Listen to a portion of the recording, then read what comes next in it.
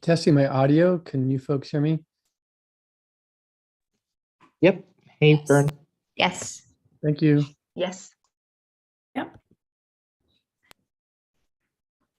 Looks like all of our judges are here, and we have 4 competitors here. I think we're just missing the 2 Abigails.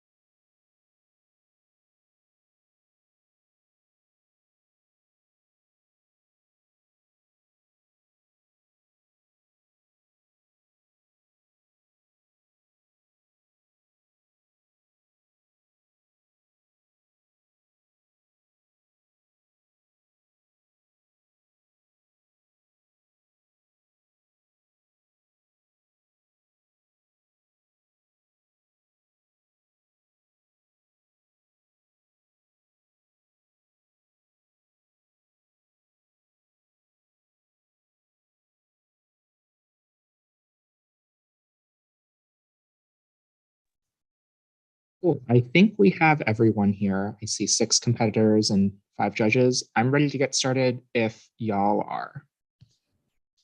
I'm good to get started. I'm set to get started too. Fern, you good? Awesome. Competitors, before we begin, congratulations for making it to the final round of the TOC. You should all be very, very proud of yourselves. It's super hard enough to get here, but the fact that you're in the final round and are in the top 6 in POI is outstanding. So round of applause for you. Great job. Awesome. I think our only double entered competitor is Abigail Canalejo. Do you need to speak first and then head over, or would you like to just go last? If I could go first, that would be great. Awesome. Sounds good to me. Let me make a quick note of that really quickly.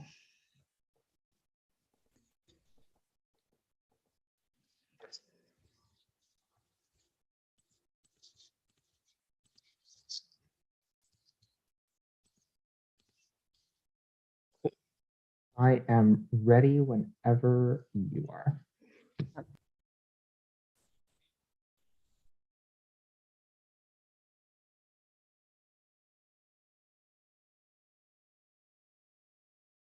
Remember me, though I have to say goodbye. Remember me, don't let it make you cry. Or even if I creep into your room like an 8-year-old on Christmas morning, 3 hours too early, but it's 1 p.m. and you're still sleeping. I decide to wake you. Hi, abuela. Oh, fine. Call me selfish, but there's something that I need to hold on to.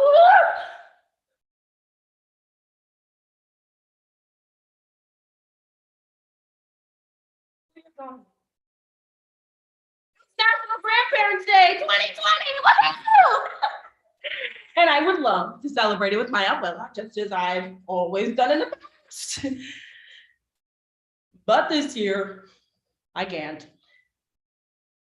Due to the pandemic, I haven't been able to visit. It's been especially tough since a month ago, my 65-year-old abuela contracted the virus while on the job as an essential worker. But she's a champion. I mean, I truly believe that nothing can stop her. So, in honor of National Grandparents Day, I wanted to tell her story.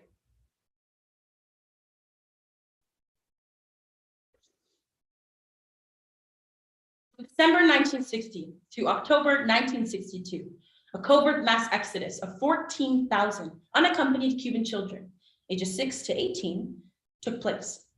Operation Pedro Pan offered an opportunity to escape Fidel Castro's communist regime at the height of the Cold War. My grandmother, Abuela Carmen, was one of those children. At the age of 10, she had to leave everything she knew behind, including her parents. But the sacrifices that she and my great-grandparents made are what allows me to stand here today, wearing this beautiful suit, doing what I love most, telling stories. And today, I honor Abuela Carmen's story through the prose. The pandemic has me missing my abuela on Grandparents' Day, but it won't stop me from learning her history by Shreya Ramos, the poetry Abuela by Denise Froman, the unwritten letter from my immigrant parent by Muna Abdullahi, the drama Viva Cuba by Whitney Blake, Alan Mannix, and Norman Lear, and the song Skimbara by Celia Cruz, and Remember Me by Kristen and Robert Lopez. According to the US Department of Health and Human Services, over 1.3 million children have lost a primary or secondary caregiver due to COVID-19. Many of whom were grandparents. We'd be stupid if we didn't take this opportunity to realize how lucky we are. That's why I take every chance I get to tell Abuela Carmen how much I love her. So this is a love letter to the woman who made my mom, who made me. Okay, abuelita, it's time for your story. Okay, tell us about being a Pedro Pan kid. Make me laugh, make me cry. Get me an A. Bueno, Pedro Pan was a program that started in the revolution that would fly children from Cuba and provide them a safe haven in the United States until Castro left. Okay, so you got on a plane and flew to a country where you didn't know the language? Yes. Without your parents? Yes. Wow, that must have been so hard for you. You know, having to take care of your siblings since you were the oldest.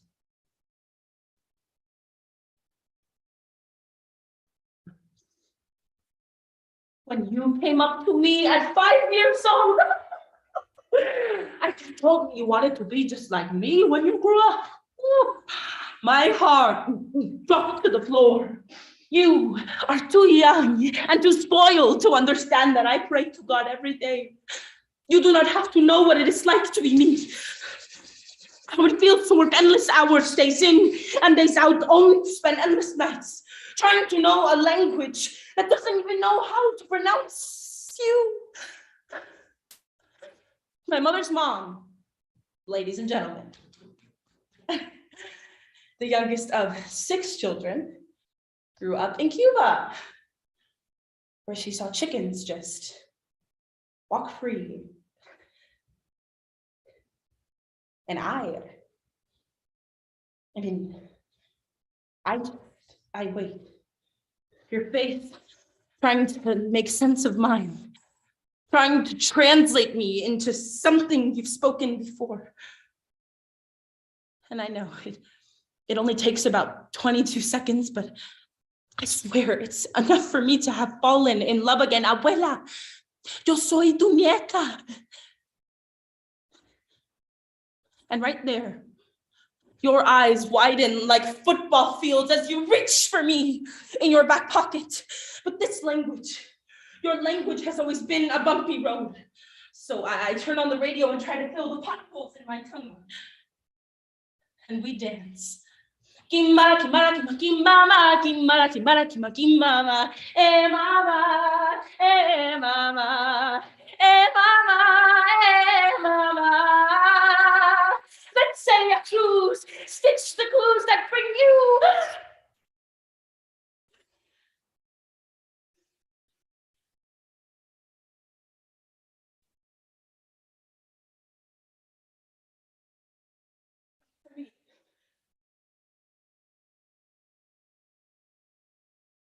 I remember being at the airport. We were only allowed 1 suitcase. And it was time to say goodbye. But I couldn't let go of my sister, Blanca. But you don't have a sister named Blanca.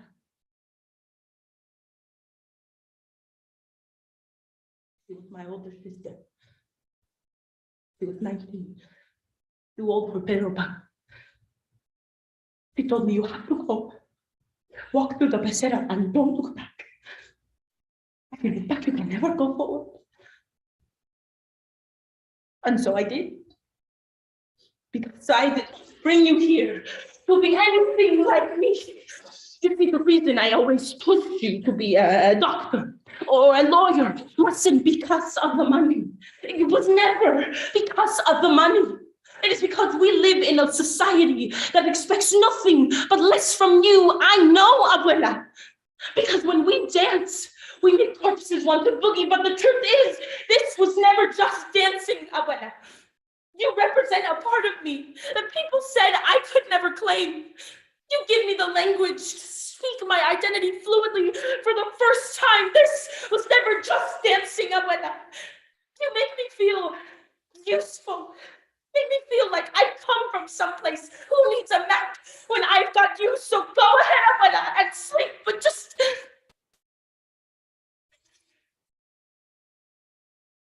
not forever.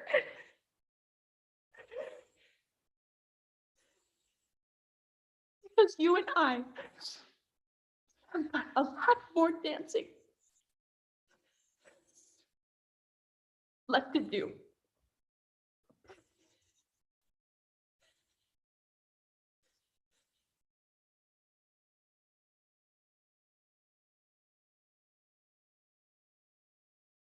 Like I died when you were very little. Every day I wish I had looked back. Oh my God, I went up. I'm so sorry. No, it's okay. Leaving was the hardest thing I ever had to do. But I'm glad I did it. Because look what I made. During these difficult times, staying in touch can be, well, difficult. I think it also makes us realize the special relationships we have with our family. I love my abuela, and I miss her every day. I know that I love you the only way that I can be, until you're in my arms again. Remember.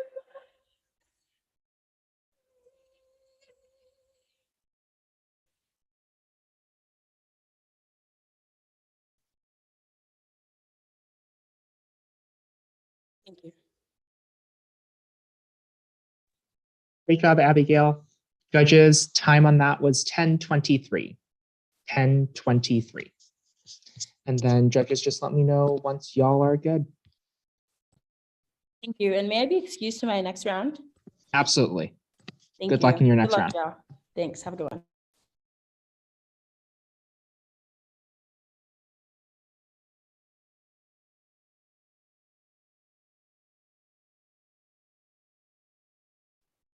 Alrighty, our next speaker, we'll just start from the top again. Melanie.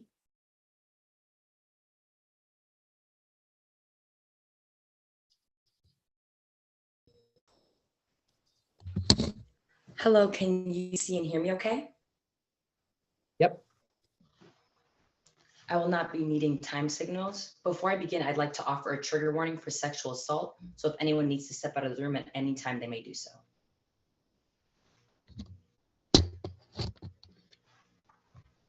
Judges ready?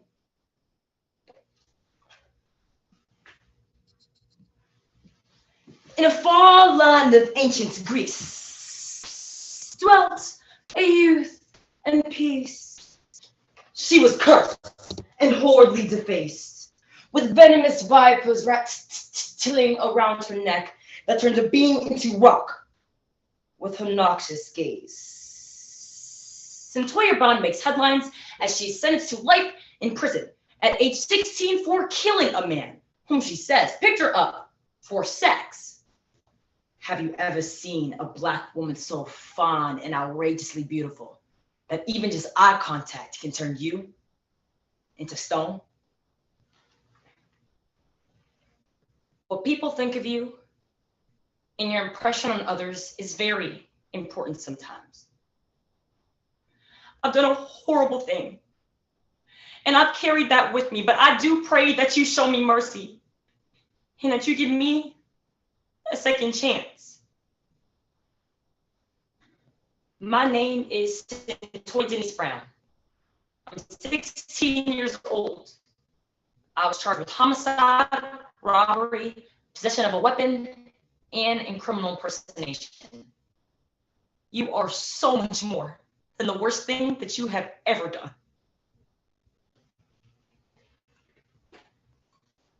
In 2017, the case of Centoya Brown gained national attention. Imprisoned at 16 for killing a man who sexually assaulted her in 2004, Brown's case illustrates a truth I know all too well. The transition between childhood to adulthood in Black girls in America is almost instantaneous. This adultification is manifested in our homes, schools, and court systems, where we are perceived as older and less innocent.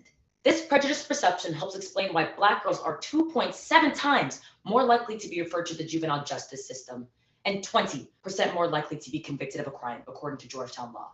Like the snake-headed rape victim Medusa, justice is scarily out of reach for girls like Centoya. So through the drama, Murder to Mercy, the Centoya Brown case by Daniel H. Berman. Through prose, as a Republican, I believe white men are boys, boys of color are men, and underage girls are consenting adults by Carlos Greaves. The story Medusa by Jason Williams. Through poetry,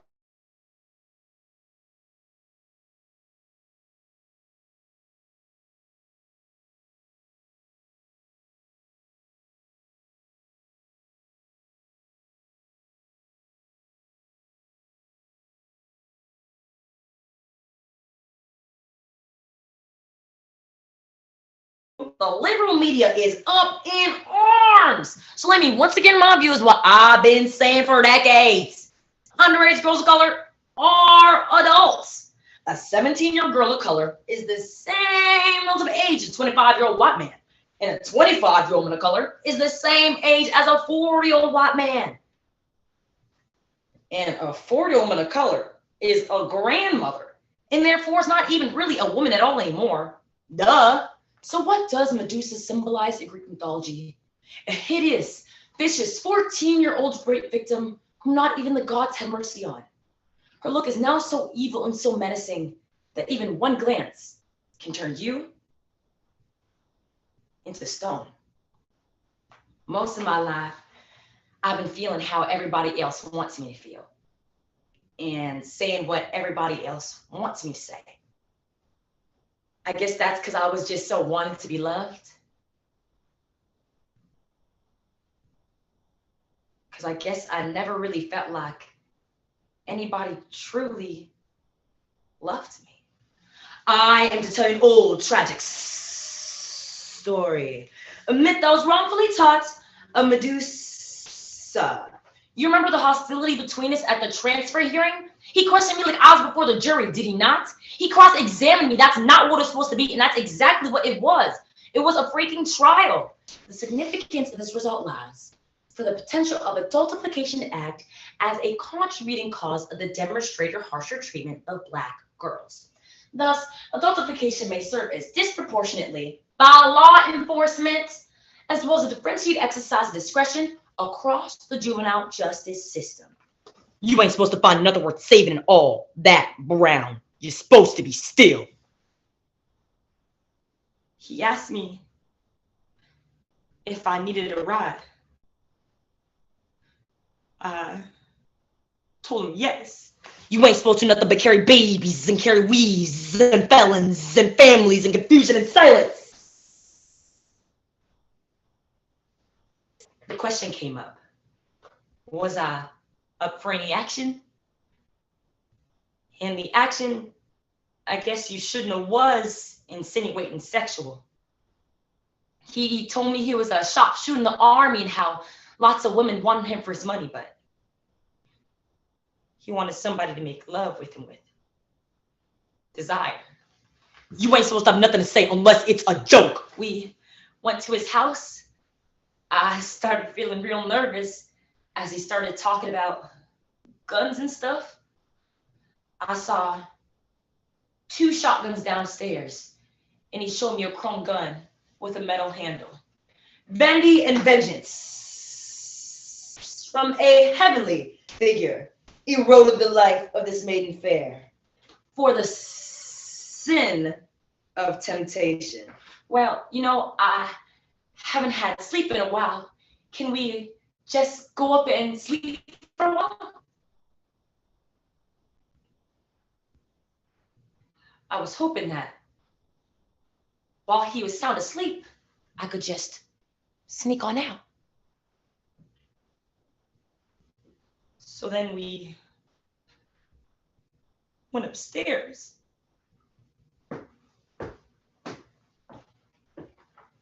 You ain't supposed to find nothing worth saving in all that brown. Demon and monster she was thought. Her cheer and bloom melted like mist. It was like, at first, he was just like stroking me. But then this time he so I like that and turned over real hard. You're supposed to be still. So still they think you a statue. And then he gave me this look. It was like a very fierce look that just sent these chills up my spine. And I'm like, oh my God, he's gonna hit me. So still they think you chalked outline. So still they think you are stone. But then he rolls over. He's not gonna hit me. He's gonna grab a gun. So I just grabbed the gun and I shot him.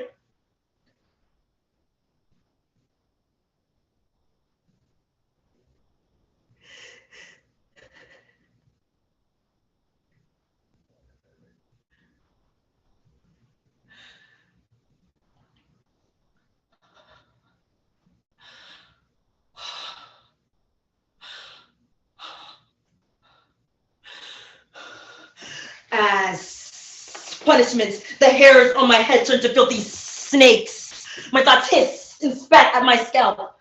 There are bullet tears in my eyes. Are you terrified? You should be.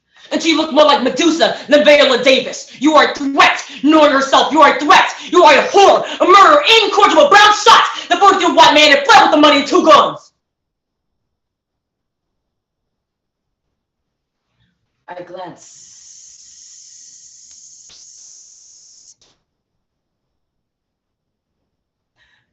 at a perfect man. And a dull gray boulder fell to the ground. I was 14. Maybe some other teenagers can handle being on a murder case trial and not getting upset when people go up there and throw bogus lies about you, but I can't.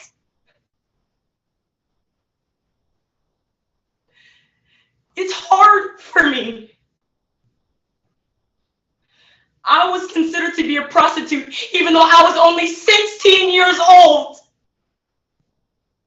That's changed. If that were to happen today, I would not be considered a crime, but a victim of sexual predators.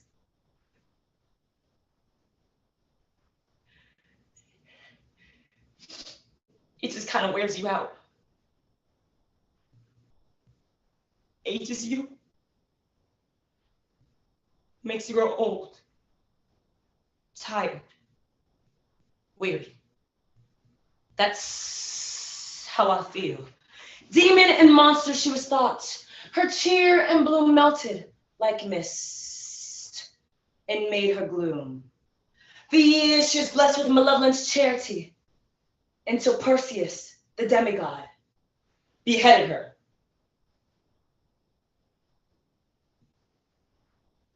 And ceased her life on.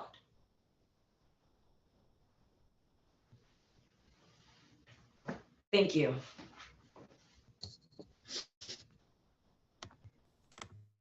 Good job, Melanie. Time on that, judges, was 10:16.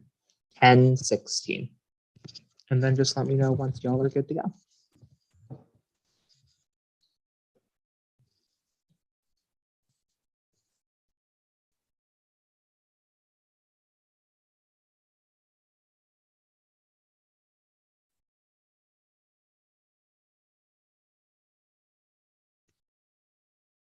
Awesome.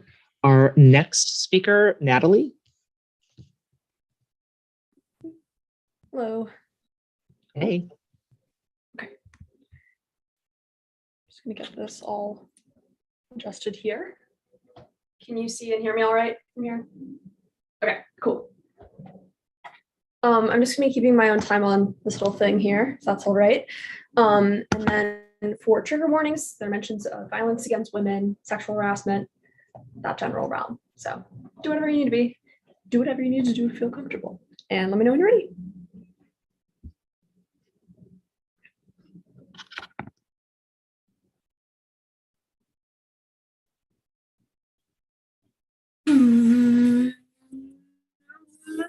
League of Maidens is a free-to-play online action RPG game that features beautiful maidens with guns and superpowers by the 3-man indie studio Maiden Gaming. 11 sliders for the breasts and 9 sliders for the butt and hips.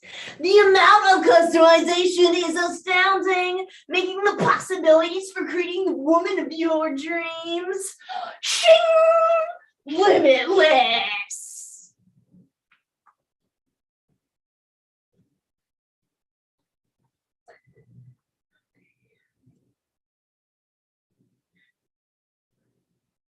Hey guys, welcome back to the stream. My name is Crystal Rain, for those of you who don't know. All right, people are starting to come in. Hi. This guy. Whatever, let's play. Welcome to Rockstar's Gentleman Club. No kid should have to be harassed or feel as if they're less than just because they're a girl. So even if you aren't one yourself, you probably know somebody who plays video games. Initiate a conversation. Deconstruct these behaviors no matter how obvious they may seem to you. Greater realistic female representation and less toxicity within the gaming community might have an impact on the everyday experiences of the women and girls who participate in gaming. And I don't think we're all gold stars just yet, but it's about time that the industry levels up, and women are here to play.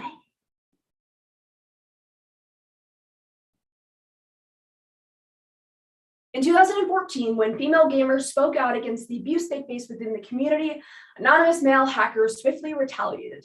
They found their personal addresses, hacked into their accounts, and sent detailed rape and death threats. And despite all the awareness that was brought to the issue at the time, this abuse is still continuing today. Sweaty young men in their parents' basements make their characters with big boobs and thin waists in order to fulfill their perverted fantasies, and say that instead of getting an opinion, we can get them a sandwich. But there are no laws when women are being gang raped in the metaverse. There is no accountability when the CEO of the world's largest game developing company, Activision Blizzard, has ignored sexual assault claims for years. People think that since it's online, it's an issue you can just log off of. But in reality, it perpetuates the cyclical violence against women that we see in real life. And so, through a list of Princess Peach quotes, 249 video game pickup lines from pickuplines.net, the game description for League of Maidens, the TED Talk from Lillian Chen, articles from Headstuff, Wired, and Marie Claire, the poetry #Gamergate by Alicia Chavez, What It Feels Like to Play Video Games as a Woman by Holly Walroth, and Twitch streams from Easy Swish Snipers and Crystal Rain. She's leveling up a program, because maybe the princess in her tower doesn't need you to save her. Are you tired of having to translate languages and install mods just to see half naked, sexy women in your video games? Well, support us to make this dream and others a reality. Customization including, but not limited to, hair, makeup, skin wetness, skin shininess, race skins, including furry race skins, poses, and more. In one version of the video game Grand Theft Auto, the goal of the game is to kill as many women as possible. Players are encouraged to grope a stripper repeatedly before a bouncer discovers their tactics. And despite these eyebrow-raising techniques, the series is perpetually popular. The people who play Grand Theft Auto the most? Young males. There's a synesthesia of hand to controller, and I don't tell my fingers what to do, what to write, what to stop, where to go. They hold themselves, and I can't even feel them.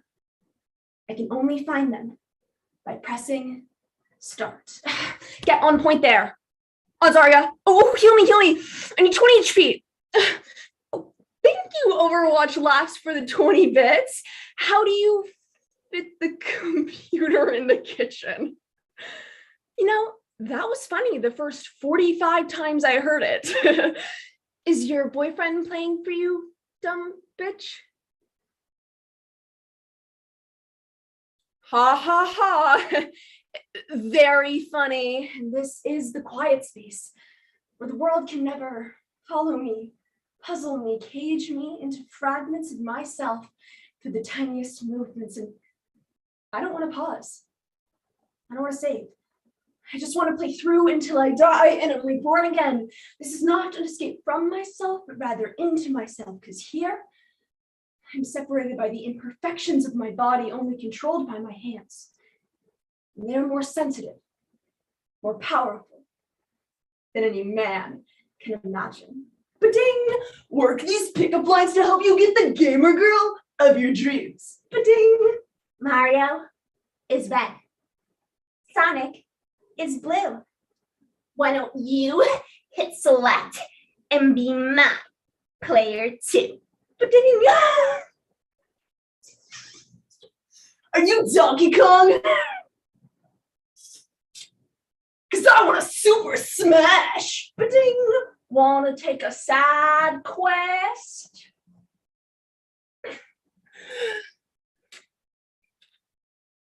To the bedroom. Men in gaming often see women as property for them to abuse, harass, or save. No, please, Mario, help me. Because as long as females have depicted in gaming, they've been shown as sex objects. No, please, I don't want to marry you.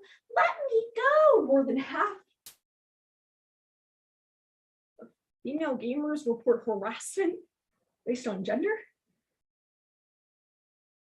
Women are at a disadvantage within the game itself. Oh, get on point there. If you want the carry, then I will go Zarya.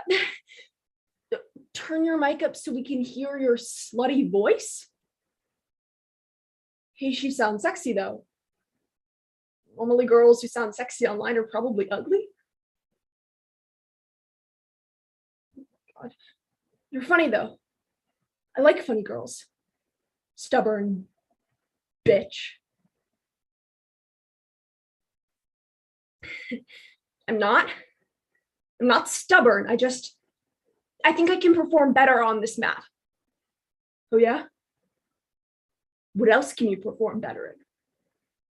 The real reason is that these girls are just not good enough. There is this option called the mute button.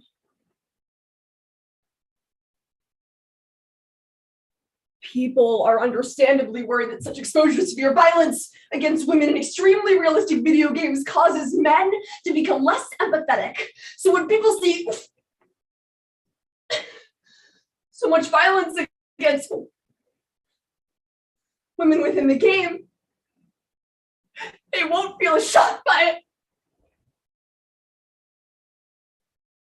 in real life.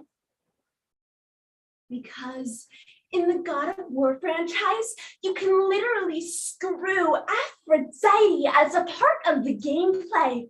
Even the goddess of love isn't immune to the left, right, up, down, ABA. Because I confer that when bad things happen to women in video games, they're really happening to me. I don't really want to keep going.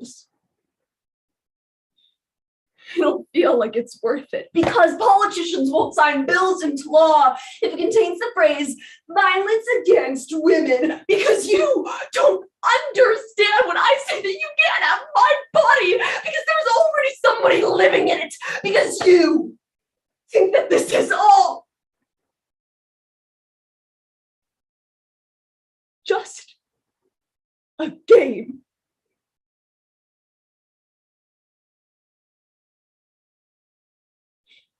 It's just a game.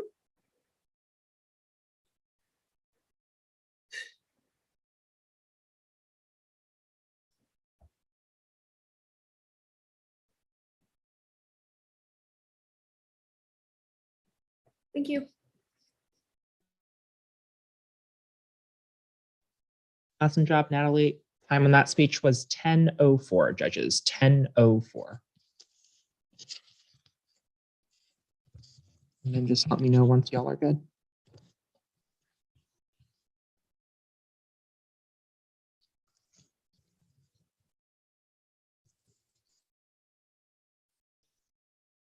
All righty. Our next speaker, Cara, did I pronounce that correctly? Hi, it's Cara. Cara. Thank you. Let me know when you're ready, judges. I shouldn't need any time signals.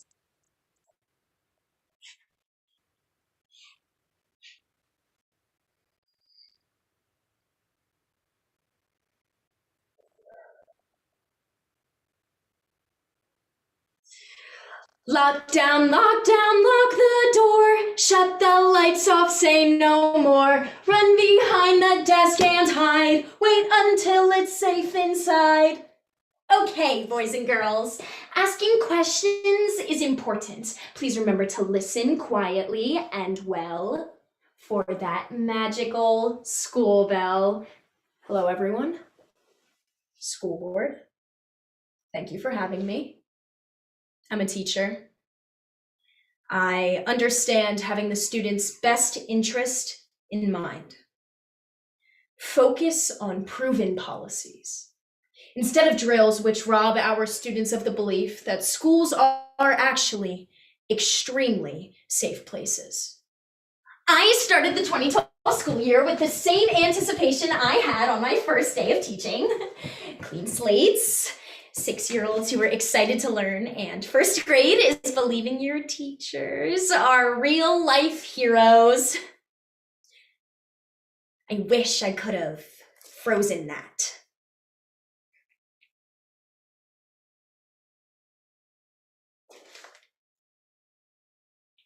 In the 21 years since its inception, the ALICE training program has been preparing most public schools for the seemingly inevitable, the possibility of a school shooting, which has become a familiar tragedy.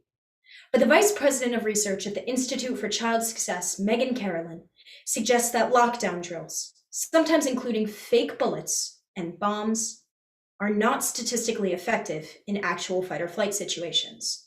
The ALICE program is a band-aid for the effect, not a solution for the problem.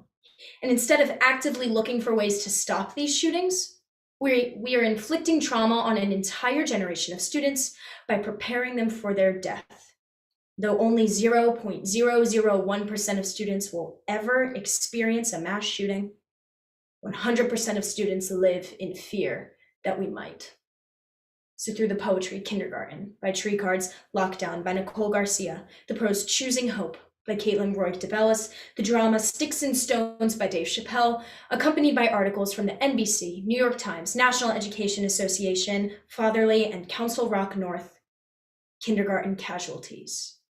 Because it is time we start counting pretend bullets for their real trauma. How's school going, boys? And my sons are telling me, well, we didn't have school today. So I'm like, what's going on? And they're like, we had an active shooter drill. I had never heard of this. It was an important day for my students and I. Good morning, fantastic friends. Let's get excited about today. We never got that far. Alert! The sooner you can understand you're in danger, the sooner you can get out. They have these drills that they make. Kids do. Where they practice what to do if somebody shut up their school. Hey, little fella. Okay, class, so oh my God. Our classroom is the first one in the building. These kids are sitting targets. Lockdown. Barricade entry points in an effort to create a semi-secure starting point. I had to tell my sons the truth. Listen, sons. Screw that drill.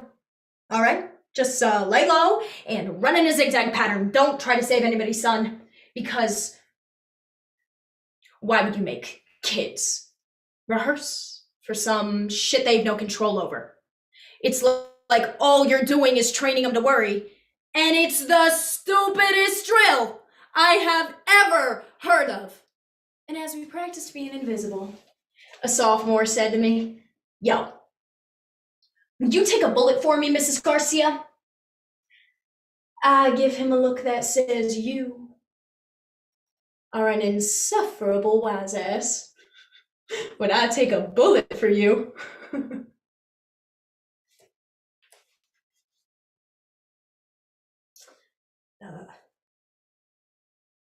I don't yet know. Active shooter drills are a constant reminder that you've got a bullseye on your back. And in the wake of an actual shooting, some students say had there been lockdown training, they would have known what to do. Maybe. I'm not sure that there's evidence that they would.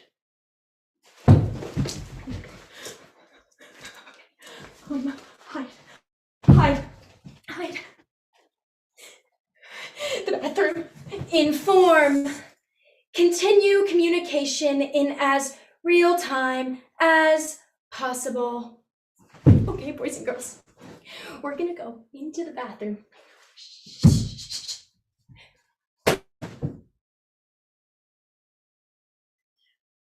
When they know what has happened, that crazed people walk through schools, it is something that reminds them I could be killed every time I go to school.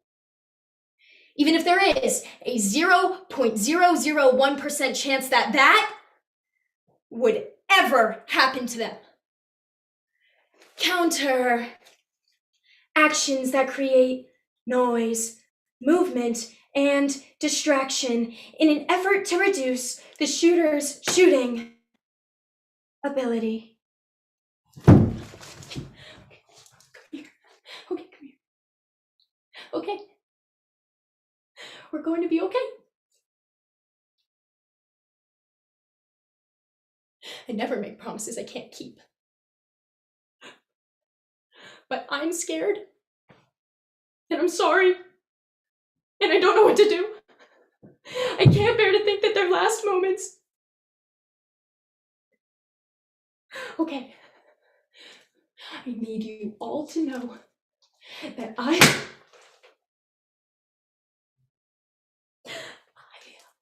you.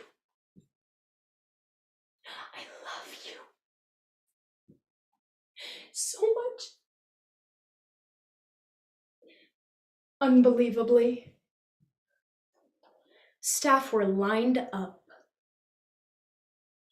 and shot in the back with pellet guns. They told us, this is what happens when you cower and do nothing. But I was hit. I was hit 4 times. And it hurt. It hurts. So bad. Kindergarten is fun. With friends and teachers, your mind will create friendly creatures. At home, my son bit his nails and did pretend lockdowns while he was playing. And it just caught me off guard. Because this is his childhood. It's supposed to be carefree, and it isn't. I'm sorry.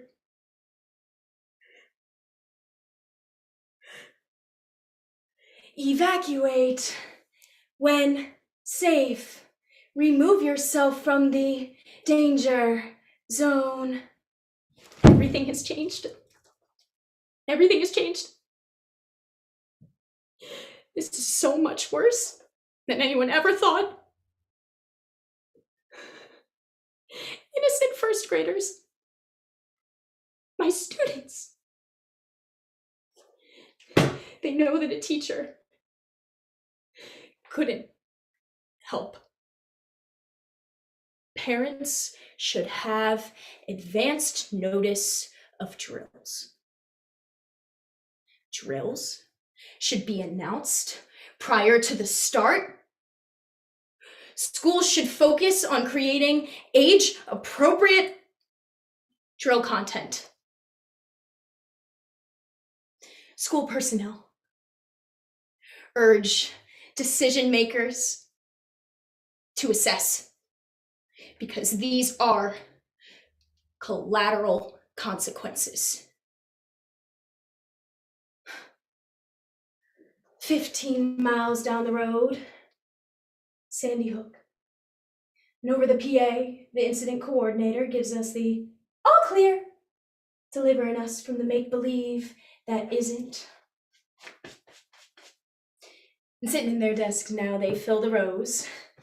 My little ducks. And I wonder, would I take a bullet for them?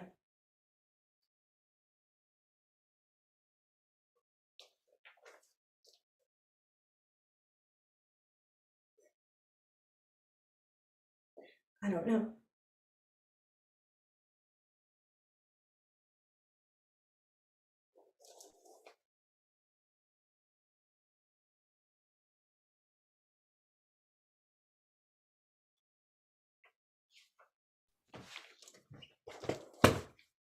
Awesome speech. Judges, time on that was 10:36. 10:36.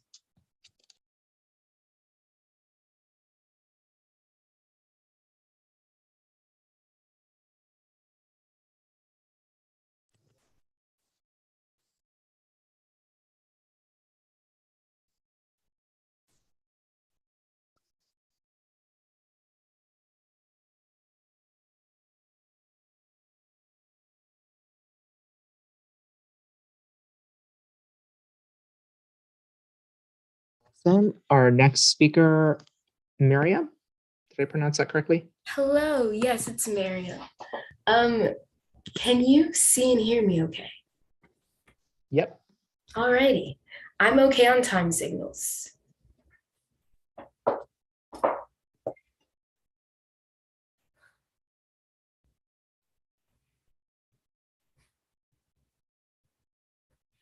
Who else can save you?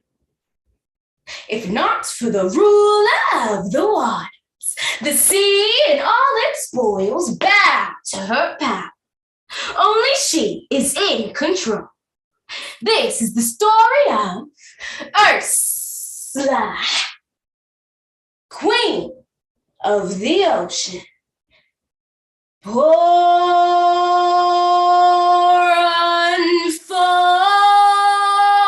unfortunate souls.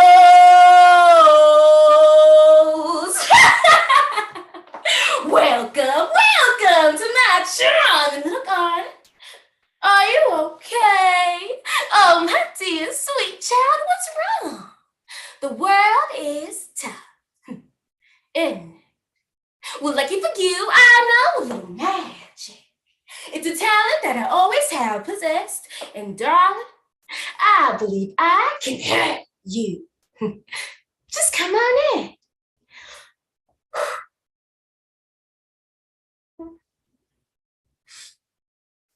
Welcome back to Dear White People, my personal podcast covering everything and anything Black. And today, we're going to be playing a little game. Do you know your white savior trivia? Hey, darling, what'd you want to talk about? Oh, you have no idea how long I've been waiting to have this conversation. So, you want to talk about white saviors? I've been cooking up a special little potion just for you, honey. It is delectable. Some would even say the taste left them speechless.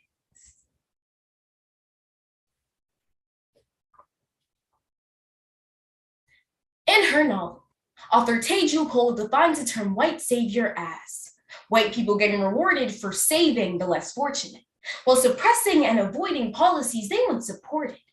White saviors romanticize their heroism to such an extent that they slowly trick themselves into believing that people of color need them. It is imperative that we call out white saviors in order to stop them from overstepping their boundaries and silencing Black people. Our voice is one of the only things we have left. We cannot afford to have it taken from us. Through the prose White Allies Overstepping Boundaries on Social Media by Sarah Liz Ron, A Marriage March to the Muck by Francine M. Gordon, and A Call to Action by Jordan Hilaire. The poetry Why Ursula, the Real Hero of Little Mermaid.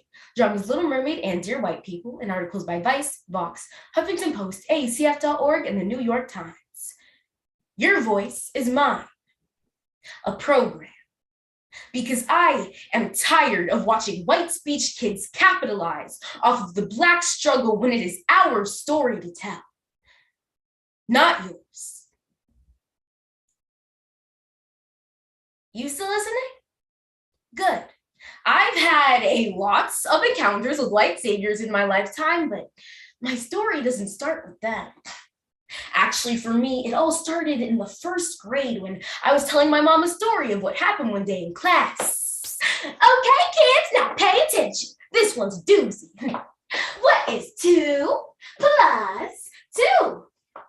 Everyone in class looked so confused. And after I thought long and hard, I raised my hand and whispered to myself, the answer is 4. And then somehow, right after I said that, Samantha's hand shot up. The answer is 4, Miss Williams. I just know she heard me. The white savior trope implies that people of color need white assistance to get anywhere. Though these saviors usually have good intentions, they mostly like the idea of being helpful, not the actual helping part. I remember that class so vividly. I hated Samantha, but if there's anything I remember more than that, it's what my mom decided to tell me after I told her my story.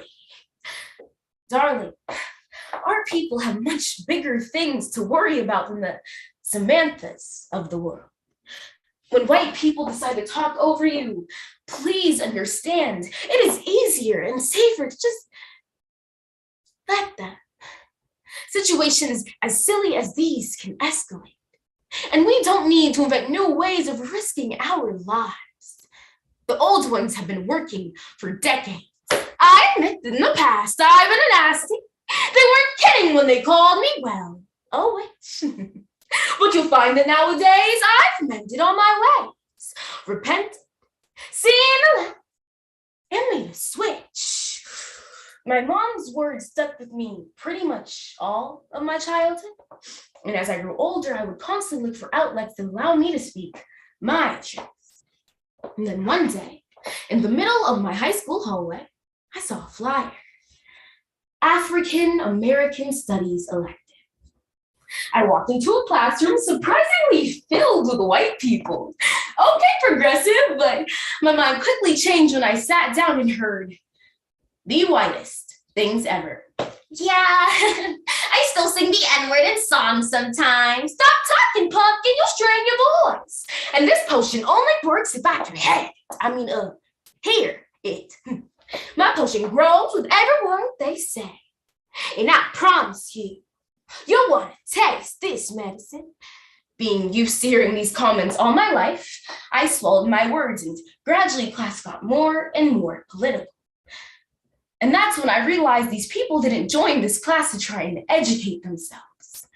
Their goal was much more self-serving. And then we started discussing George Floyd. And I witnessed the ugliest comment I've ever heard in my life. I honestly understand what you guys are going through. I am so tired of watching that George Floyd video over and over again on the news. Black people shouldn't be oppressed, we get it, but all this backlash on the good white people like us who are just trying to help is so unnecessary. And they wonder why it's so hard to try and save them. You keep begging for help. So shut up and let us. You get it? You're tired, baby. You're the one asking for help. So shut up and let us. Well, guess what? I'm tired of watching my people being killed in the streets when black folk decide to talk over you. Let them. I am so tired of swallowing my words to avoid conflict with people like you. You will never get me. This is my life. African is just an elective to you. Miss Williams, the answer is 4. I guess it doesn't hurt as much when the victim doesn't look like you, but this is my reality. And I am done letting you explain it for me.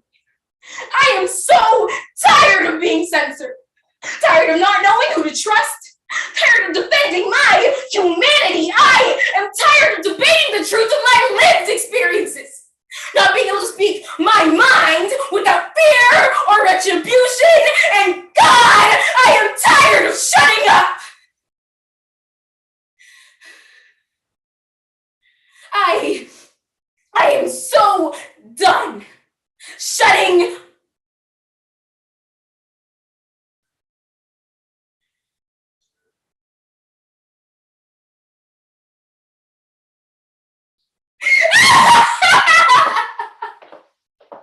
You poor unfortunate soul. Don't you get it? I'm the only one who can help you. Now it won't cost you much. Just know your voice is mine, dear white people. Wow. The reason I started this podcast in the first place is because it is one of the only places in my life where I can speak and just be heard. I want you to understand that this podcast is for every person who has ever had their voice taken from them. Please understand that as long as I have mine, I will do whatever it takes to ensure that never happens again. Well, that's all from me. Thanks for listening. Do you hear that?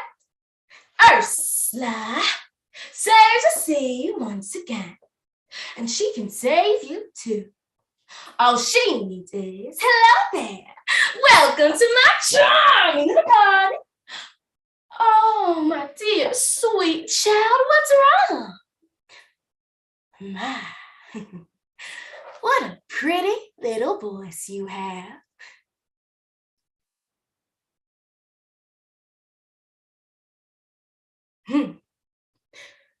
Poor unfortunate soul.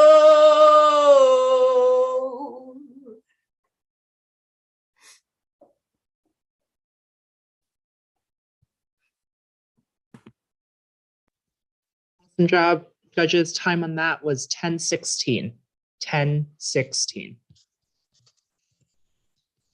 And just let me know once y'all are good.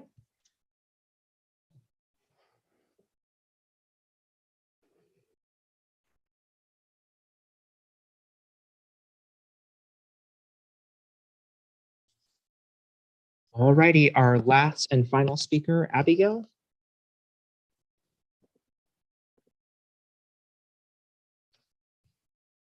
Hello. Can you see and hear me all right? Great. Yep. I should be all good on time signals. And then am I good to go ahead whenever? You are.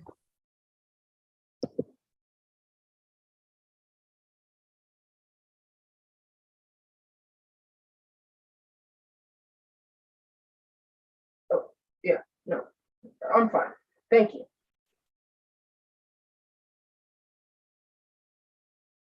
Hey, everyone. Thank you all for coming.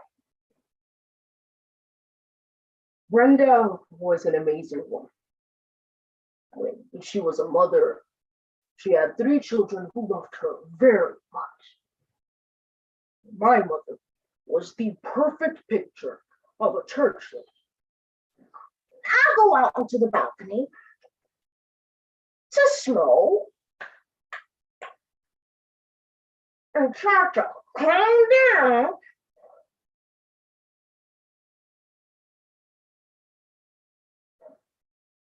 And next thing I know, guy's standing right there. And he's going at it. And I mean mean and loud. And he's a big guy. Almost 300 pounds. And I'm 115. When I'm bloated. Now I wonder who's been in that fight. This may be 12:30 at night, and I am high on oxy. Oxycontin is an effective pain reliever.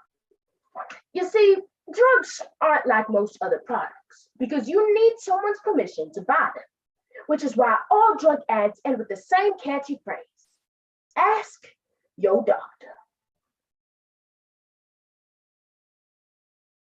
According to a recent study conducted by the National Interventional Pain Physician Society, the US consumes 80% of the world's opioid painkillers, yet we only make up 5% of the world's total population. The rate of casualties from this epidemic is so unprecedented that it's almost impossible to look at the total number dead, and doctors, and children, and loved ones who survived them, and not wonder why our nation's response has been so slow in coming. The suffering rates of desperate families is further compounded as addiction rates soar and big pharma rakes in trillions each year. If we don't start looking at addiction in a way that's effective, nothing's going to change.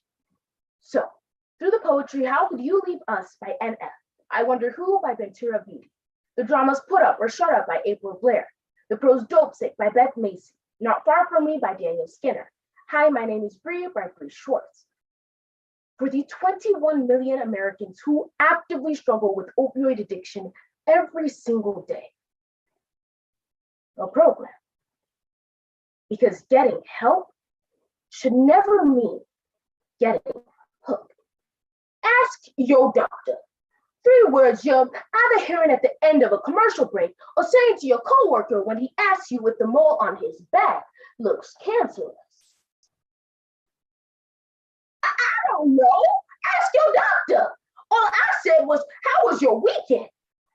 I don't have the best impulse control to begin with, and the oxy took away what was left of it. As well as leaving me feeling unusually agitated. My marriage to Clay had become painful. So maybe, on some level, I just wanted to put it out of its misery. I never thought of the potential of being part of abuse. I will gut you like a fish, you fat, that's it. I am calling the police. Yes. Don't worry. I'll make sure we fix this problem.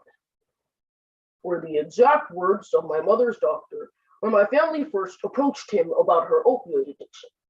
He had been prescribing her an increasingly high dosage of opioids over the past 10 years to treat the chronic back pain brought on from a career as a hairstylist. No, seriously, that's a thing, so tip your stylist generously. She had just completed a round of surgeries and was prescribed opioids by 2 doctors. Doctors need to hear the truth about what is happening. We cannot, nor should we even try to avoid it. Doctors hold all the real power in the prescription drug business. Drug companies know, which is why they spend $24 billion a year marketing directly to us. Drug companies do it because they know it works. They know a terrifying amount about every prescription coming out of a doctor's office. Drug companies are a bit like high school boyfriends in that they're much more concerned with getting inside you than being effective once they're in there. Yes. Yeah, hello? So my wife just pulled a knife on me? She is mentally ill and a drug addict. I'm not an addict. These are painkillers, and they're prescribed. I'm not an addict. Illness will go away. Just 20 milligrams. And it did. After that didn't work anymore, they upped my dosage. I'm now doing 10 OxyContin 80s a day to function.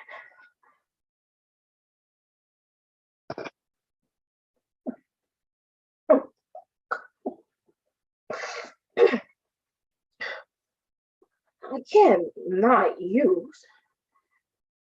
Because if I don't use, I'm going to be sick.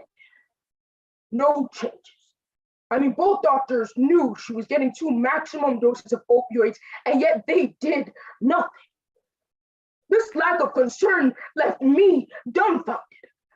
I mean, my mother's a lady, the perfect picture of a church lady, but I don't need a picture of my mom. I need the real thing. And I don't know what it's like to be addicted to pills, but I do know OxyContin did not work the way it was intended. And the producers knew that from the start, and yet they continue to collect millions. If the police are coming for me, I need to be relaxed. It was a game with Clay and I. We played it for a while now. Me pushing him to the extremes, and him fighting back. But this time was different. I wish I could tell you that this epidemic was due to a lack of physician awareness. But I can't. I can reach no other conclusion after studying, fighting, and being a part of this problem for the past 10 years. The reason this opioid problem started and the reason it continues today is sadly for the most American reason there is. Business.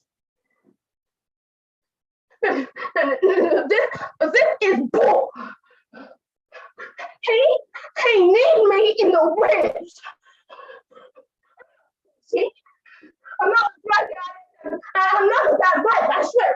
Look, these are painkillers. They're prescribed. I took the painkillers. I took the medicine. No. You tell me to calm down. Don't tell me to relax. Don't tell me to do anything. These are painkillers. They're prescribed. I am not a drug addict. I'm not a criminal. I mean, why would you even think that I would do that? Why would you even ask me that? How could you ask me that?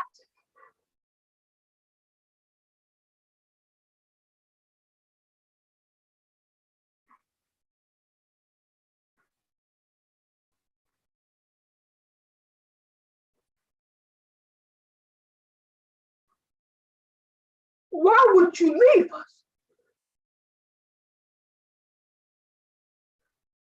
I don't know if you hear me or not, Mom, but if you still watching, why?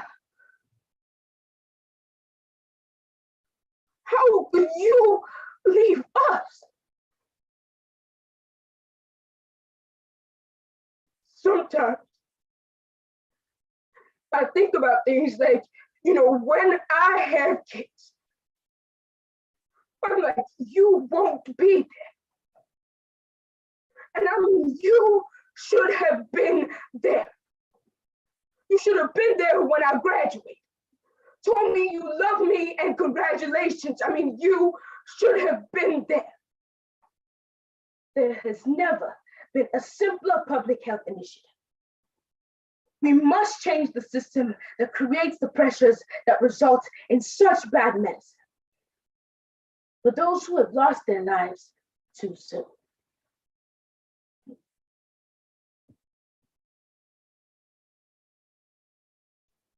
Great job. Judges, time on that was 10:24. 10:24.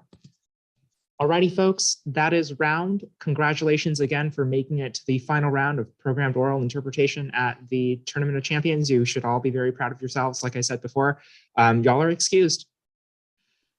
Thanks. Thank you for so judging. much. Good luck, everyone. Thank you so much for judging.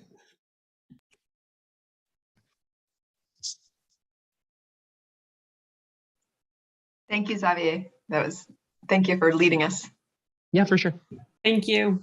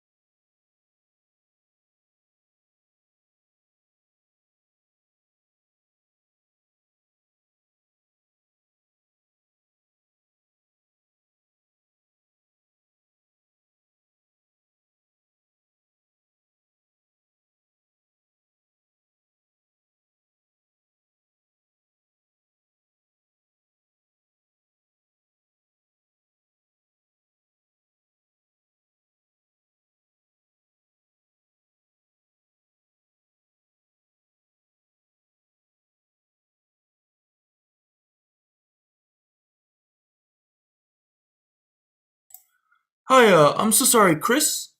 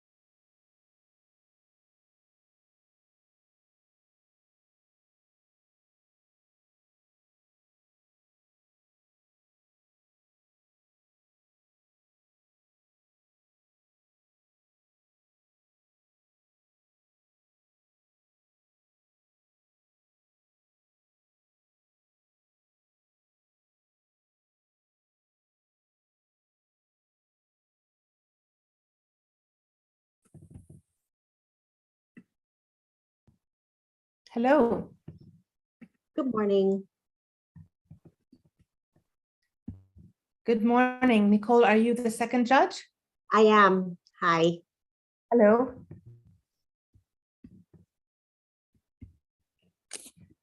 I'm not sure. Do we have, how many judges do we have in this round? 5. It's everybody with their cameras on. Perfect.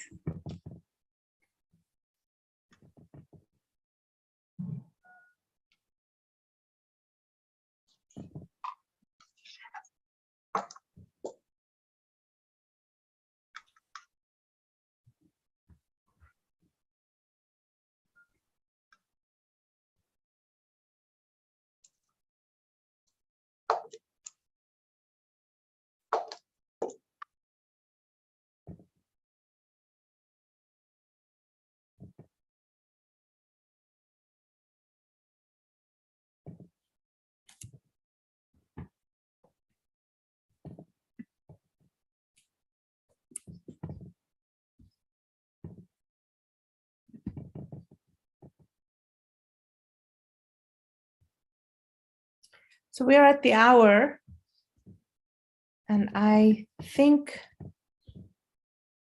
all except one speaker is in the room. It says that final speaker is double entered. So Right, I think you're right. we could start without them. You're right.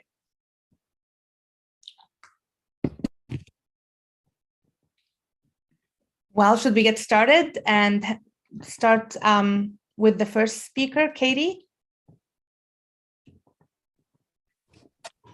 Hi, can you hear and see me all right? Oh goodness, sorry about that. The light went haywire.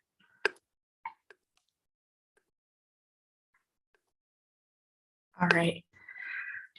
I'm ready whenever you guys are. All right.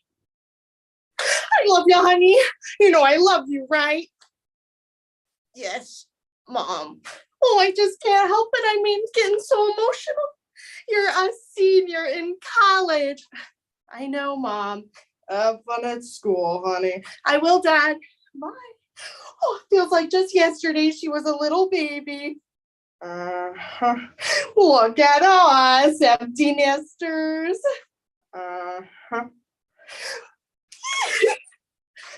I want a divorce. What? Face it, Deanna, you're boring and I'm getting out. Also, I'm in love with somebody else.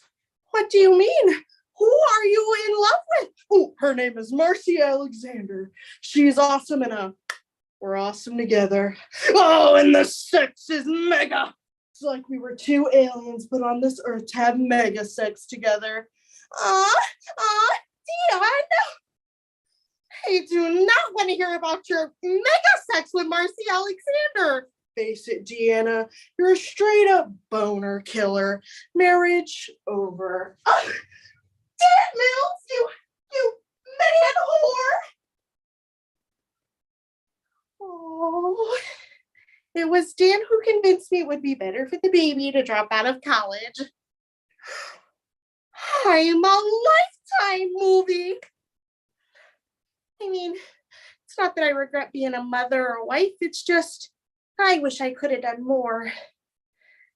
What am I gonna do? As teenagers, most of us worry about our first kiss, first car, first time taking Algebra 2. Or the second time. Look, you tried graphing parabolas on Zoom, it doesn't work. But while we all celebrate these personal milestones, we can be pretty hard on ourselves if we don't exactly line up with our peers. But as 48-year-old Deanna Mills shows us, there's no time like the present to go after your dreams. Like going back to college or being financially independent or hooking up with random college dudes. Hey, we all have our dreams. Sup, bottom left corner. With the help of her daughter, Maddie, Deanna finds herself and learns to march to the beat of her own drum in Life of the Party by Ben Falcone and Melissa McCarthy.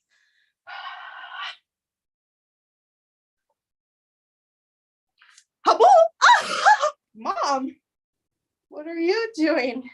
Here. Oh, well, how do I say this in a way that's not slamming him? Mom, just tell me what happened. Okay, well, me and your father are getting a divorce. Oh my God, Mom, what happened? Well, he's kind of cheating on me. What do you mean, kind of? I mean, he's having mega sex with Marcy Alexander. Oh my God, Mom, that's awful. Are you okay? No, but I will be. I've got some big wheels in motion. I'm going to go back to school and I'm going to live in the dorms and I meet my dorm mate this afternoon.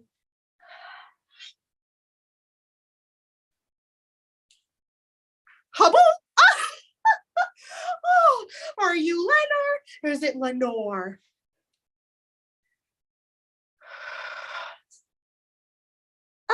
Oh, okay. Well, I'm Tiana. It looks like we're roomies. Say it's awful dark in here. Or are you sleeping? I don't sleep. I'm afraid of the dark. Well, why was it so dark then? Boop. Trying to beat up my fears. Oh, okay. Well, we are going to get along great. Just cozy. Uh-huh. Hey. Hi. Hey. Yeah. Killian, do you remember me, Maddie's mom? Oh, how could I forget? Oh, well, you never know. Say, I'm glad you're in this class too. Looks like we both like archaeology. I guess that makes us dig heads. Oh, no, it was just the easiest thing to finish my liberal arts stuff. Oh, well, different strokes. Good morning, everybody. Welcome to Archaeology 101. Your satisfaction in this class is guaranteed or you'll get your mummy back. Oh, he's a hoot. Mom, what happened? It's official. We're getting divorced. Divorced. I mean, I don't want to be married to him anymore. It's just so sad to think that that part of my life is over. We need to get you effed up. What? I'm not really much of a drinker. Oh, that is the silliest thing we have ever heard. D-Rock, we're going to call her D-Rock. What do you say? Oh, well, I don't want to impose. Mom, you are not imposing. You just got some really hard news and you got to party through it. All right, ladies, let's rock out with our go out. Oh, I don't know. I think I should just go home. Mom, come with me. Ms. Miles, heard you're back in school. No offense, but I think that Mr. Miles is a real jackhole. Oh, thanks, Tyler. I hope he gets gonorrhea. Mom! I did not know that was coming out of my mouth. Oh, well, me and my buddy Jack. Ladies, what can I get you to drink? Oh, do you have any Chardonnay? We do not have Chardonnay. Oh, then how about a Sprite? Actually, a punch and be having that kind of caffeine this time of night. We'll have a shot and a beer, please. What do we want? More power. What do we want? Oh. Peace in Syria. That's not what we say. We say, what do we want? More power. It's just a thing. Let's try it again. What do we want? More power. What do we want? Oh. Equality for women. Just kidding. More power, bitches. Oh, that's stingy.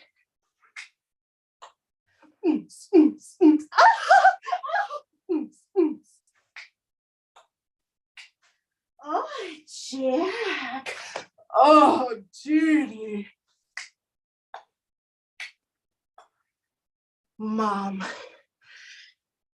fat from the cheeseburger and the grease from the onion rings is overpowering and confusing my hangover. I'm winning. My eggs taste extra eggy, like there's more eggs in my eggs. Oh, I'm doing great. I mean, 15 minutes ago, not so much, but I'm really perking up.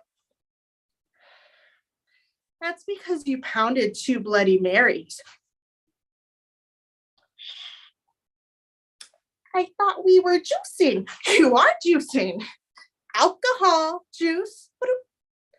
Who's texting you? It's just a friend. Oh my God, Jack has texted your mom like 30 times. I was a child. Now I'm a man. You were my sexual Miyagi. Oh my God. Oh my God. Did you have sex with Jack? Yes, it was fun and spontaneous. And to be honest, I think I kind of blew his mind. He actually cried. What did you do to him? Oh, it's nothing. It's all in the rest. I could show you. I just need 2 cantaloupes and a banana. Oh my goodness, Mom. Oh. An eggplant. Mom. Alrighty, everybody. Now, what do you call a 5-star pyramid? A tomb with a view. Okay, well, Ms. Miles, could I speak with you for a moment? Oh, okay. I noticed you like a good joke. What do you say we tell each other some over dinner sometime? Oh, well, I'm just recently divorced, so now it's not a great time for me. Well, my disappointment knows no limits. Oh, okay. Wonderful. Oh my God, you are like a total dick magnet. You're crushing it. You know what? I am crushing it. More power, bitches. Thank you.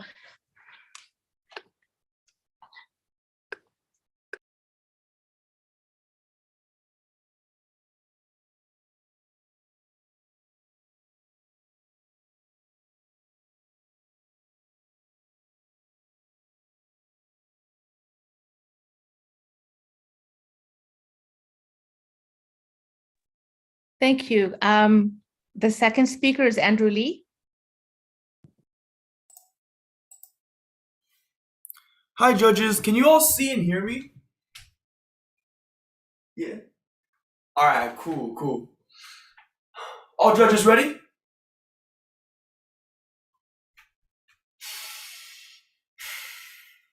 Hi. It's so great to finally meet you. Same here. So, where are you from? Oh, wait, sorry. This is so rude, but the Bears game is on right now. You don't mind if I check the score?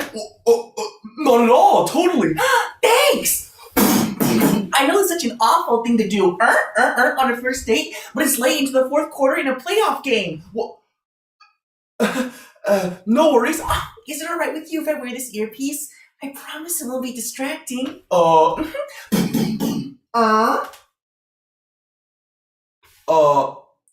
the score? Packers by 7. Oh. Yeah, I mean, it's just a game, right? So, come on, enough about football.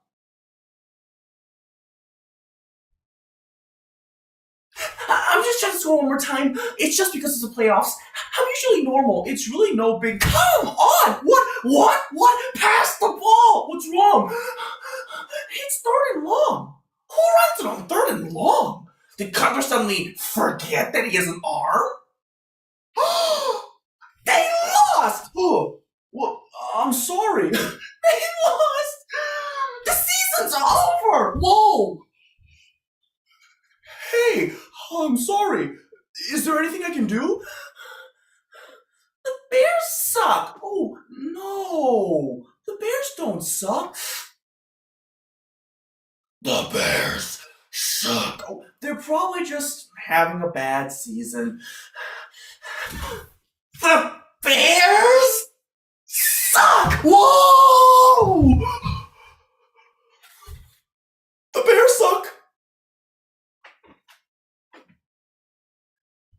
Navigating the world of dating is like a game of friendly football. But every time I play, I only seem to score in the friend zone.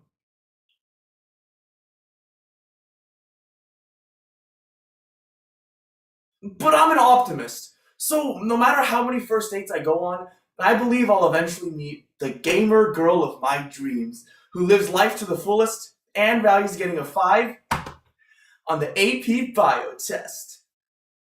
But until then, I'm willing to go on as many weird first dates as I need, just like the guy and girl in our story.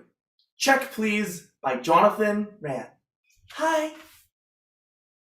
Hi. It's nice to meet you. The pleasure is all mine. Mwah. So where are you from? I can't quite place your accent. I was raised in the mountains of Guam and born on the shores of New Jersey. Do you want to order some appetizers? Anything which will bring happiness to your beautiful lips. Okay, can I ask you a sort of blunt question? Are you going to be like this for the rest of dinner? Yes.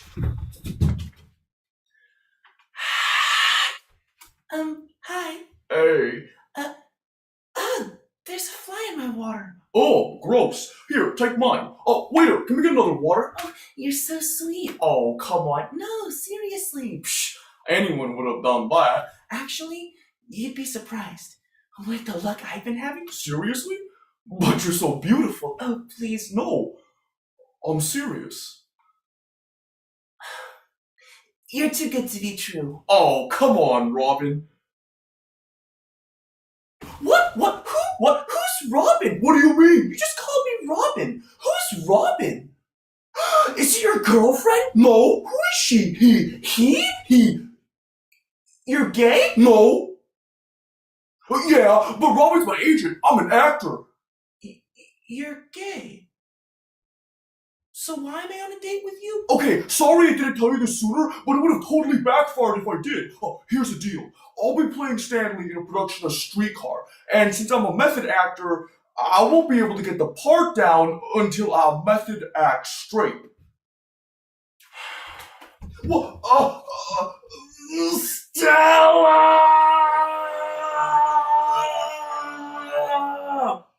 Oh my god! I've got it!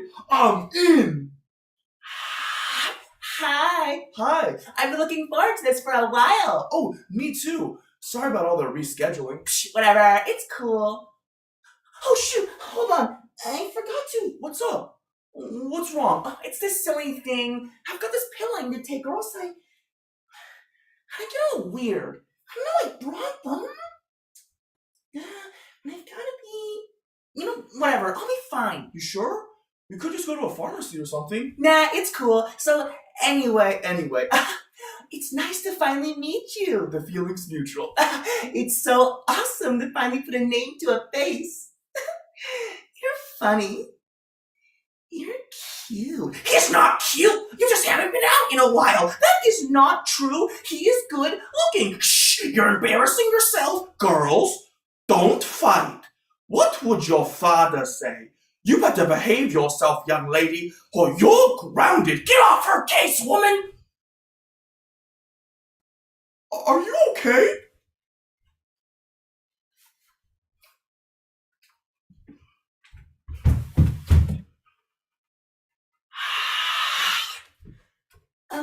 Hi. Hi.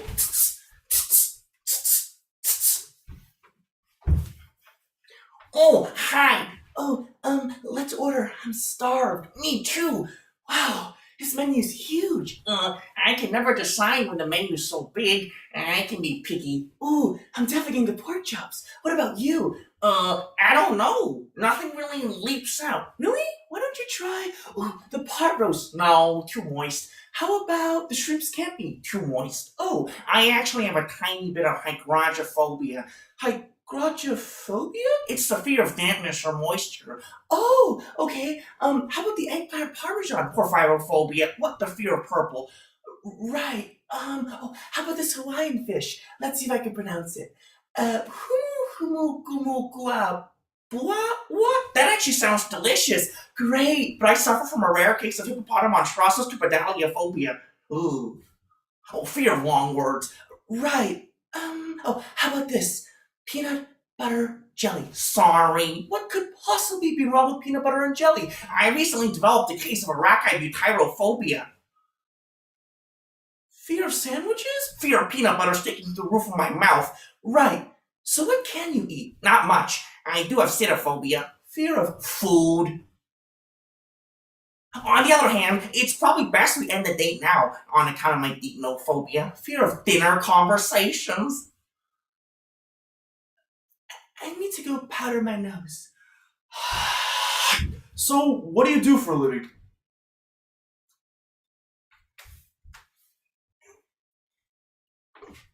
You pull a rope?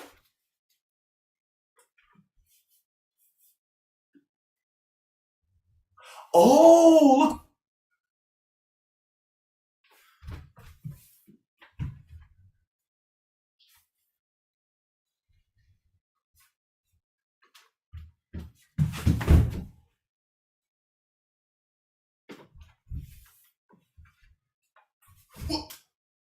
Listen, I respect your profession, but I don't see how it's appropriate to bring your work to a date.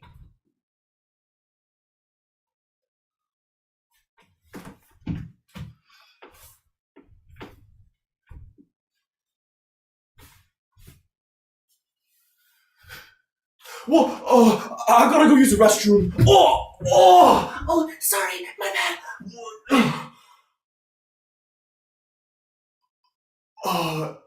No. It's my fault. Sorry.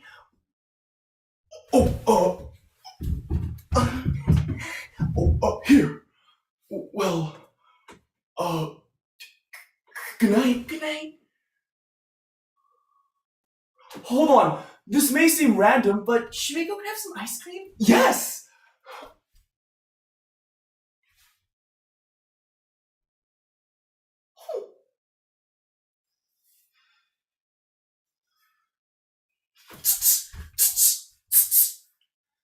Oh!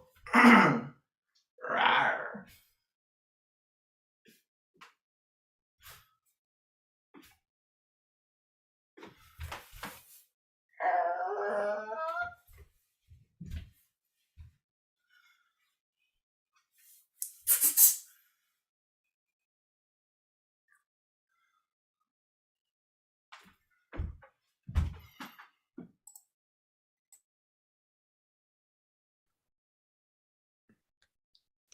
Thank you.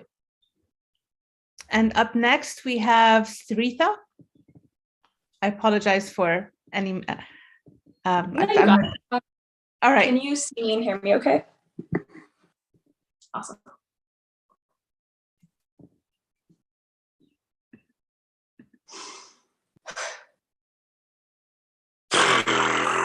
This is Devi Vishakumar. She is a 15-year-old Indian American from Sherman Oaks, California. Davy, darling, dear God, please bring me a boyfriend. Shame on you. Darling, you know I love you. But I love Ivy Leagues just a little bit more.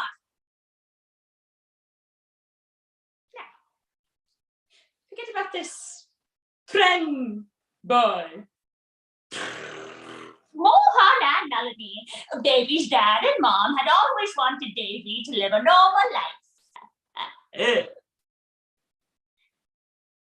That was not going to happen. Oh, Davy's playing the harp with her freshman orchestra. The most beautiful girl in the world. You see, Mohan, Davy's dad, had a heart attack. He died. Dad? Oh, and Davy's arch nemesis, Ben Grosh, took the news in stride.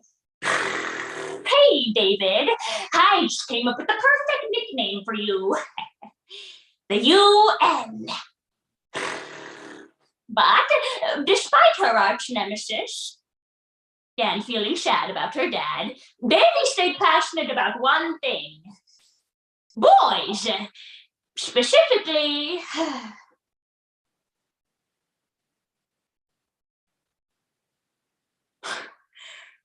Paxton Hall. Baby, do you really think you'd go for someone nicknamed the UN? What? You shouldn't call me that. It's racist. And racial. Wait. Davey, the UN stands for unattractive nerd. Unattractive?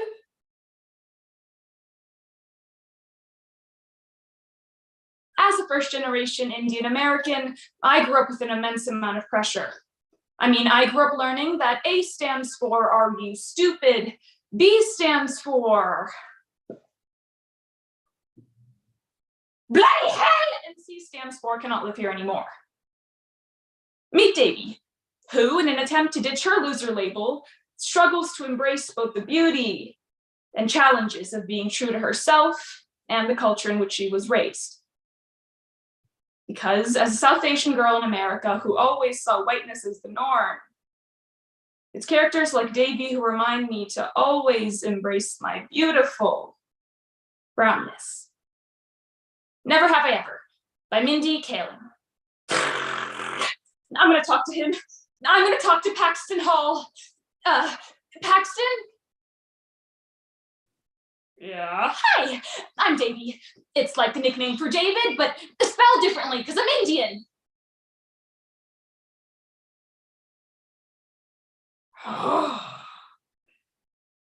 Indian.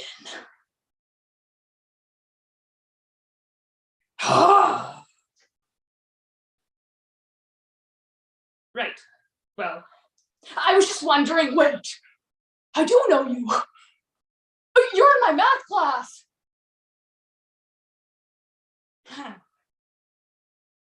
You know who I am?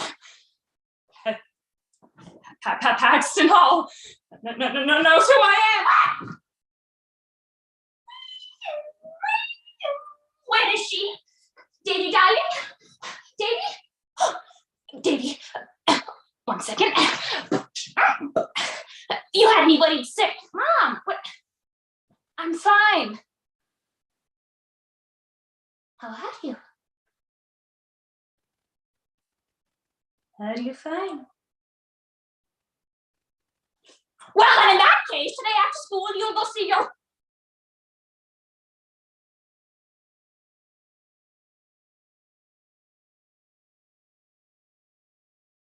Puta.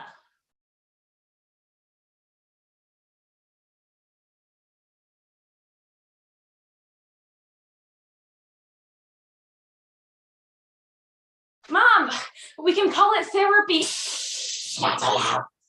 Darling, your father dropped dead at a school function. You have to see a therapist.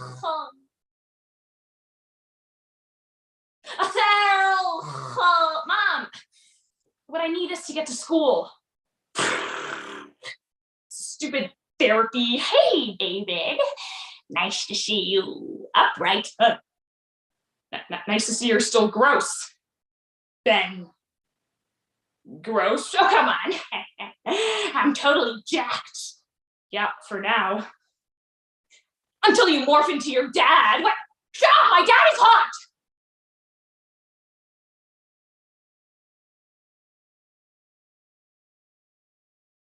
Yeah.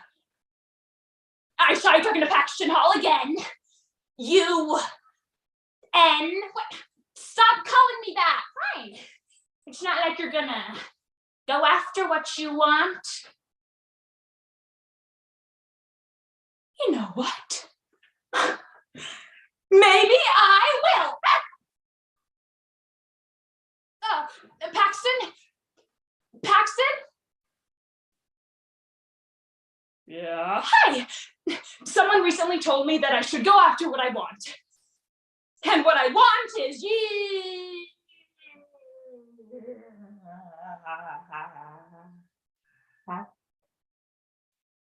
Look, what I want is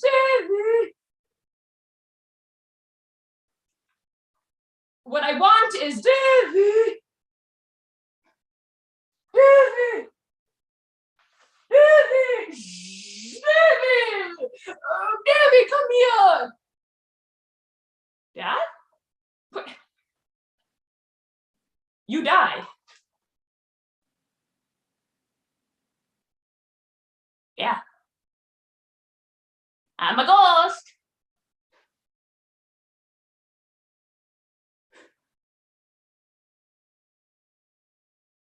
Hi, Dad.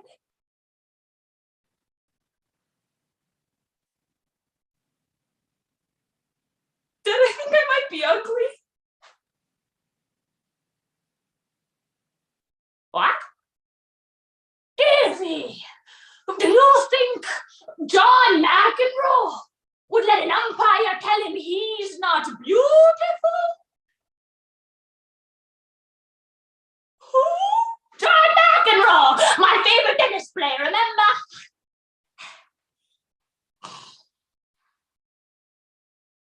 He's a firecracker. Just like you. I don't know. Fight back. You show them your spirit, little one. How?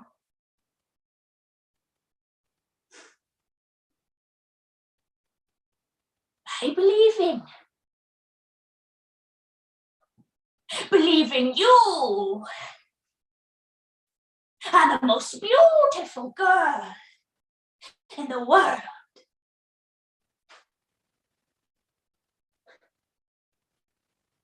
Thanks, Dad. I'll try. That's my little Davy. Davy. Davy. David. Indian David Paxton. What am I doing? We don't even know each other. I know. And my mom said, I don't need a friend boy. What's a friend boy? And I am a firecracker. Just like John McEnroe. Who's John McEnroe? And I am beautiful. Bah.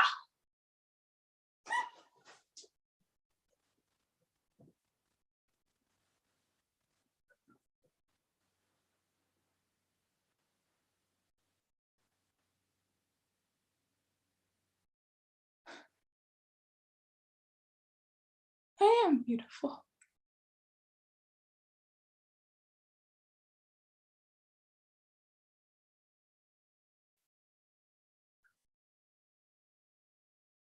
Thanks, Dad.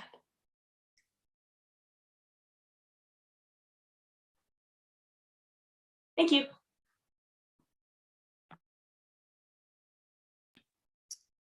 Thank you.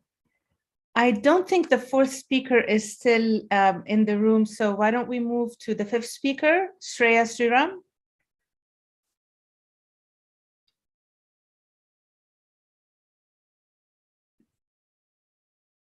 Hello? Hello. Hi. Okay. Let me just. Sorry, I was just making sure that my camera is working. Just one quick second.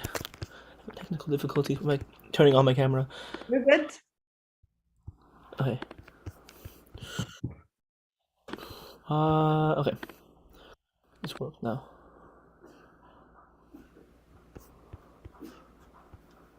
Okay. Yeah, there we go. Okay. Hi. All right. Yeah. Can you see me and hear me from here? All right. Cool. And do you need the title of my piece? We didn't ask it from the others, but please do if you have it. Oh, okay. I'll put it in the chat. It is Click by Steve Coren. There you go. All right. And can you see me and hear me from over here? All right. Cool.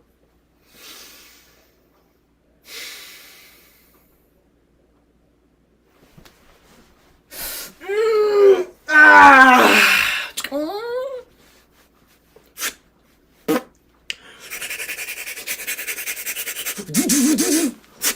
Hello? Oh, hey, boss. Yeah, I'll be right there. Yeah, bye. Ooh.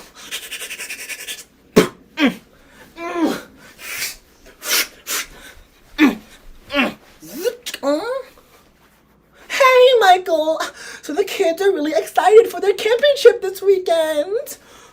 Oh, shoot. No, Donna. We gotta postpone that. My boss put me on a project this weekend. It's due on Tuesday. And so, what? Michael, are you serious? The kids have been talking about this trip all year. Dad. What do you want, Ben?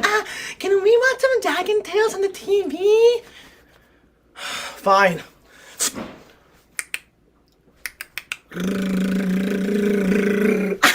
That's the garage door, Dad. Whatever happened to the good old days when you just flicked on a knob and on came the old boob tube?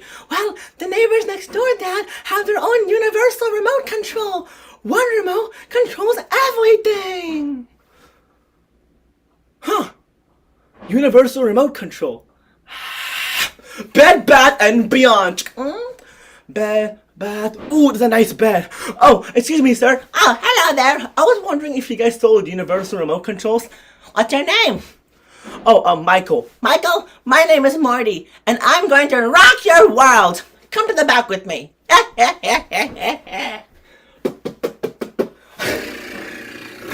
What is this place? This is the beyond. The beyond. The beyond. We've got beds, baths, and this is the beyond. Oh, we're almost there. Here you go. This is the remote? Aren't there directions? Or a box? No need. Just point and click, and the remote programs itself. Just remember, it's non-returnable. Non-returnable? Huh, okay, so what can this thing do? Well, it can do everything. Everything? Everything. Everything? Everything. Everything. Everything! Pause!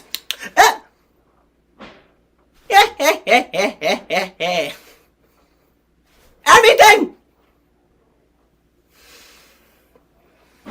Sometimes we all just wish that we had a magical remote to pause our lives and take a break.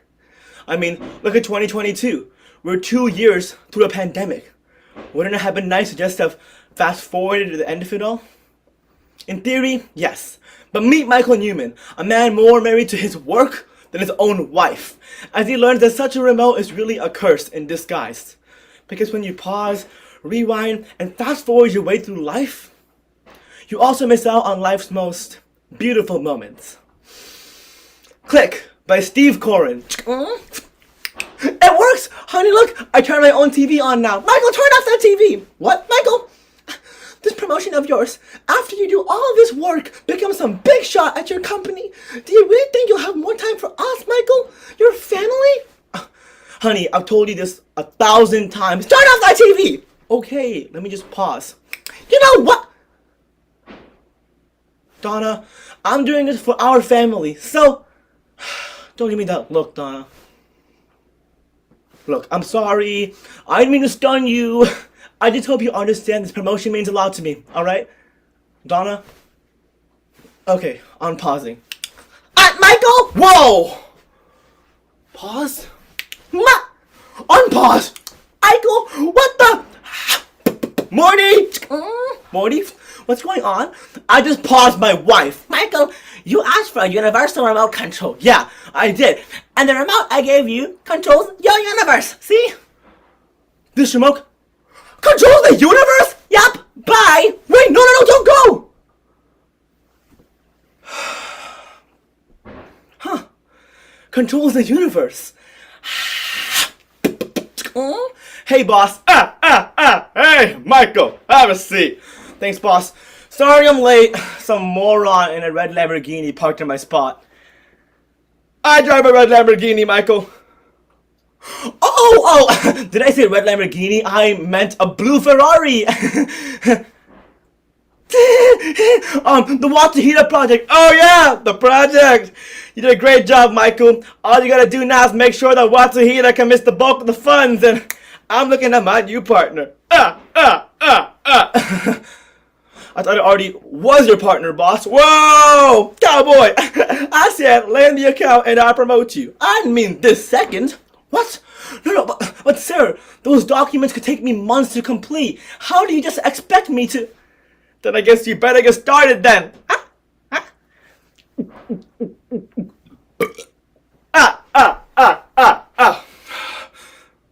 Pause.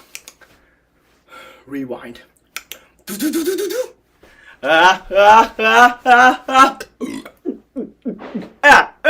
Just get tech. Pause.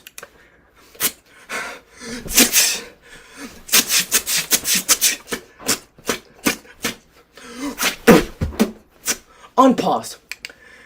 Oh my god! Oh, I do have a really big headache now. Oh my god! Oh, I'm so sorry, boss. I'm gonna go get heading now. Bye.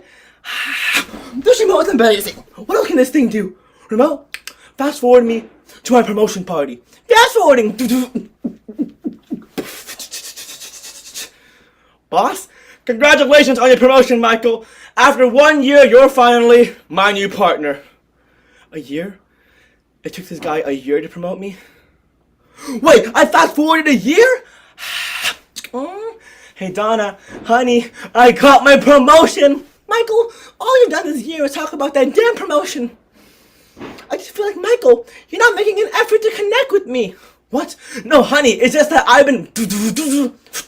Hello? Oh, hey, boss. Ah, look at you, Michael. You're working so much, you're gonna kill yourself. Wait, what? Dad's gonna die? Yeah. Dad, how much longer are you gonna live for? Just 1 minute, Ben. Yeah, 1 more minute! I love you, Dad! Ben, what are you... Ben, I'm not dying now, right, kiddo? I'll live forever, I promise. Oh, okay, Daddy. You know what, Michael? I can't believe you. Ooh. I am so tired of having this fight, Donna. You know what? Remote, fast forward me to after this fight. Fast forwarding! Boss, congratulations on your promotion, Michael. Boss, I just got promoted. After 10 years, you're finally our new chairman. What? 10 years? I fast forwarded 10 years? Fast forwarding! Wait, what? Fast forwarding! No, don't! What the heck? This thing is fast forwarding me by itself. Donna! Michael, what are you doing here? What? Honey, this is our house. Hey, Michael. Boss, what are you doing here? What do you mean? Donna and I have been together for a while now, pal. What? Honey, you've been cheating on me? I didn't cheat on you, Michael. It was your decision to leave me. What? No. It was this remote. It fast forwarded me. And honey, please, I'll be a better man for you. I promise. I love you, Donna. Give me another chance. Michael, it's just been too long. No. Please, just fast forwarding. No! Stop fast forwarding me! Congratulations, Michael. After 22 years. 22 years, you're finally our new CEO. No, I don't want the promotion. I want a fast forwarding. Stop! Morty? Oh, hey, Michael. I thought you might want to see me. Yeah, I want to see you. This remote's broken. It keeps fast forwarding me. And Michael, that's not a malfunction. That's a feature. You see, the remote programs itself based on your personal preferences. The more you fast forward it, the more it learned. And now, you'll be fast forwarding forever. Wait, what? No. That's not what I wanted, Morty. Here, take the remote back. Wait, what? No, it's non-returnable. Non-returnable, huh?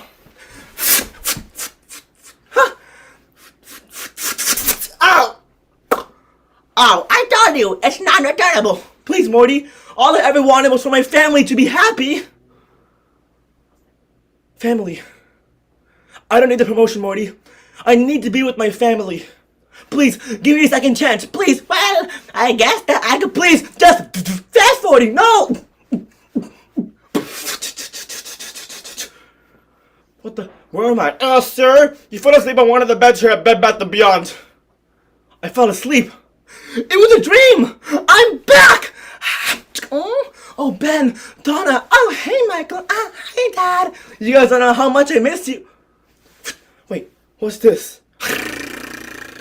Michael, you're a good guy. Sometimes good guys deserve a break. I'm giving you a second chance. Use it wisely. Morty.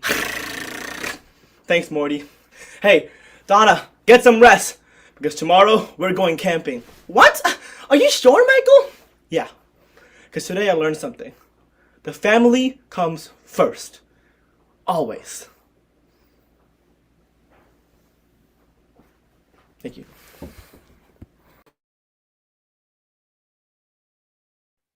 Judge, I got 10:18 as my time. That's exactly what I got. Okay, cool. Thank you so much. Thank you. It looks like the fourth speaker is in the room now. So Oliver, Hello. you're up next.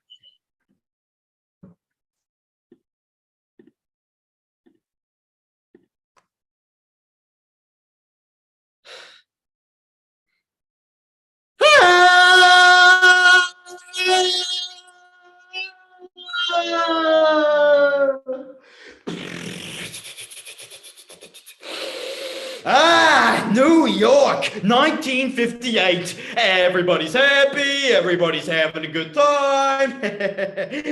Oh. Well, almost everybody. My God, why? Why did he do it? Things were going so well. He built this company with his bare hands. Every step he took was a step up. Except, of course, this last one. So.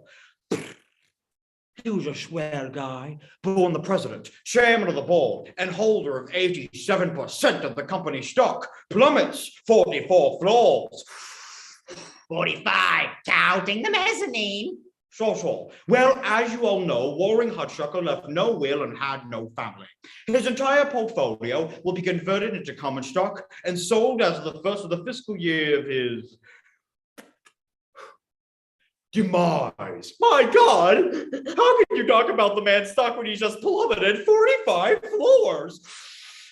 44, not counting the mezzanine. So. All we need now is a president who can inspire real panic in our stockholders. A real jerk we can push around. A proxy. You clock in every morning at 8 a.m. I kept you clocking at 7 a.m. following a business holiday. Unless it's a Monday. Then you clock in at 7:30, clock in late, and they dock you. Incoming articles, get a voucher. Outgoing articles, get a voucher. If an article does not have a voucher, they dock you.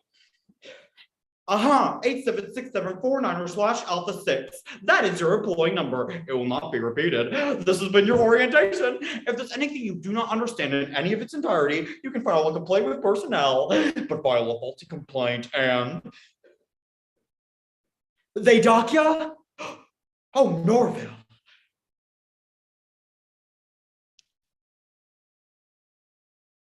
They dock ya. Here's your first assignment. This is a blue letter, top confidential communication between the brass. It was sent down this morning by Mr. Waring Hudsucker himself. It's addressed to Sir Musburger, his right-hand man. It's a blue letter. We need you put it right in Musburger's hands. No assistants, no secretaries, no excuses. Great. Great. I get to show them my ideas. The first time I ever watched the reality TV show, Shark Tank, I was excited to watch sharks do something I've always wanted to see in America: eat the rich. But it turns out the show is just more rich people lounging around taking ownership of poor people's intellectual property. America. Last year, Elon Musk and Twitter's brand new sugar daddy was also named the world's richest man, grossing a net worth of $336 billion. But just 3 years earlier, Mr. Musk paid this many dollars in taxes to the federal government. And yet teachers still have to use GoFundMe to buy pencils for their students? Wait, are pencils socialists? I knew it! The Hudsucker Proxy by Joel and Ethan Cohen and Sam Raimi. Mr. Musburger, I have a letter for you. Oh, but first, gentlemen of the board, if I could have a few minutes of your very busy time to show you a little, something I've been working on for 2 or 3 years. Who are you? Oh, Norville Barnes, sir. If I could have a few minutes of your very busy time to show you this cool gizmo.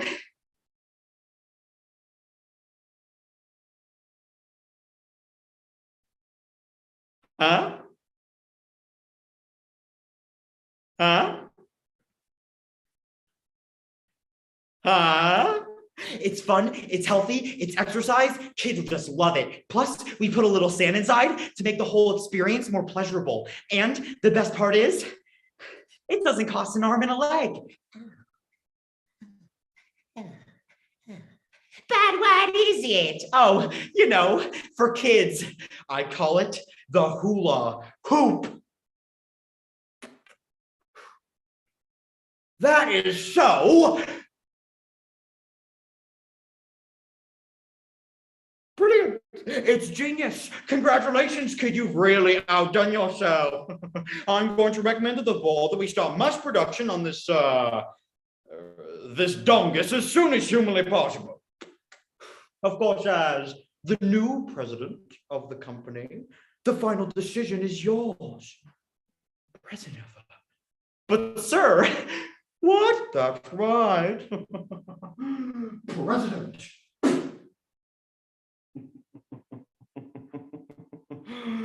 Gentlemen, this kid is going to burn Hudshucker Industries to the ground.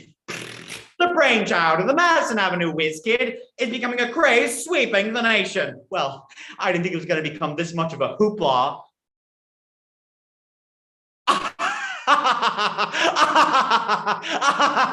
Hoopla! I get it. The hula hoop, product of Hudsucker Industries, is expected by experts to eclipse the television as a means of entertainment. This jerky circle of gaiety is proving popular amongst youngsters. Whoa! Did I say youngsters?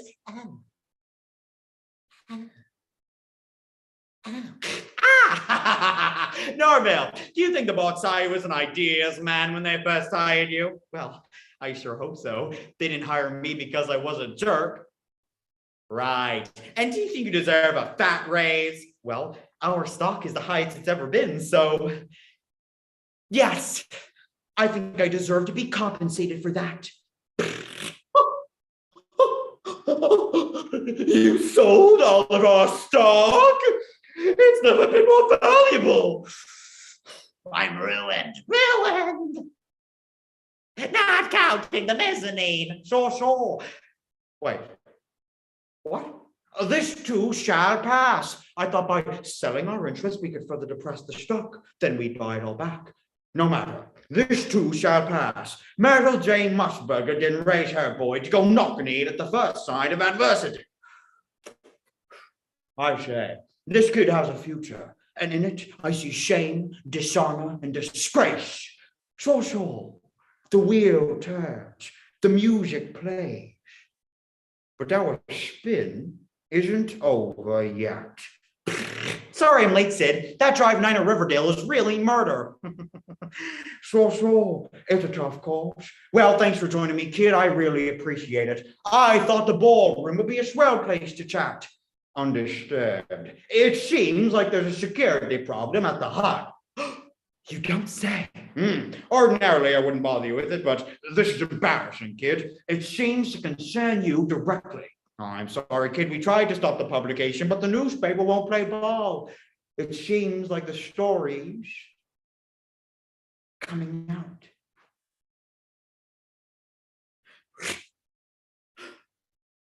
A chump, an imbecile, a sitting sultan not doing a lick of work. Sure. A swell kid with hot ideas who was in over his head.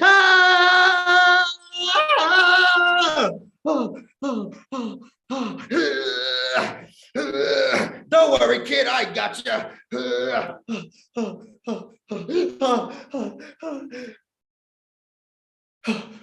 Mr. Mr. Hudsucker, I see the boys are really giving you some trouble, and Musboogers are really putting those screws to you, Norman. Norville. Well, any reason you didn't give Musbooger my blue letter? I mean, come on, kid. Just a man's last words and dying wishes. Oh, no. The blue letter. I'm sorry, Mr. Hudsucker. I must have misplaced it. It's in your pocket. Imbecile.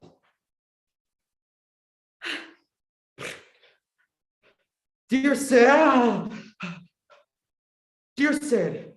the future does not belong to you nor I. It belongs to the young, who may more energetically wage the battle against corruption. Accordingly, I hereby bequeath my entire interest in the company and my chair on the board to Hudsucker Industries' most recent employee at the time of my demise. Oh, for while we must strive for success, we must not worship it. Long live the Hud. Warring Hudsucker. Congratulations, Norman. You are the true president. And so began 1959, a new year and a new business cycle full of wisdom, compassion, and new ideas. You know, for kids.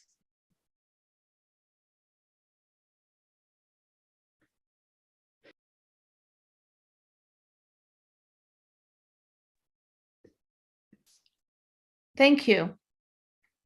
And the last speaker is Cole. All right. Can my judges hear and see me okay? Awesome. And are my judges ready?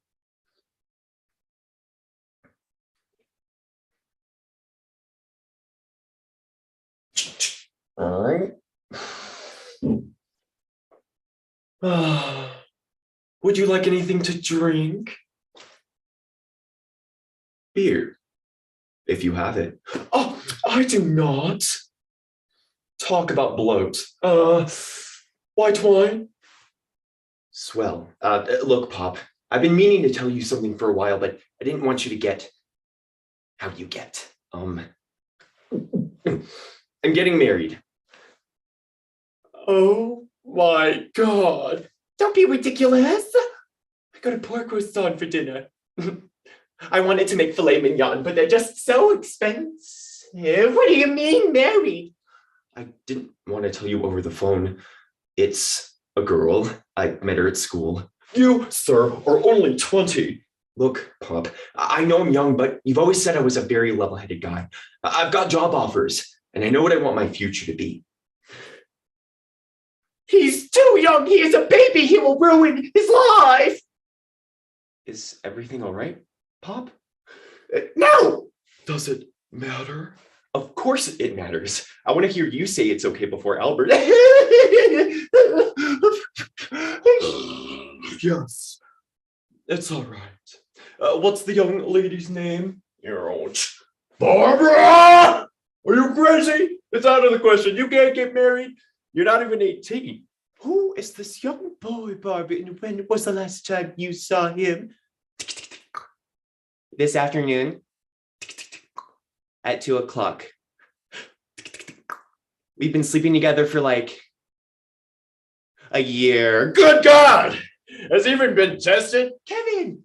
Yes, and so have I. Barbara's coming over with her parents, but her father is Kevin Keeley. Oh, well, who is Kevin Keeley? Do you ever read the newspapers? Of course I do. The Variety, the Star, the Arts and Leisure section of the New York Times. Why? You're not marrying some Nazi, are you?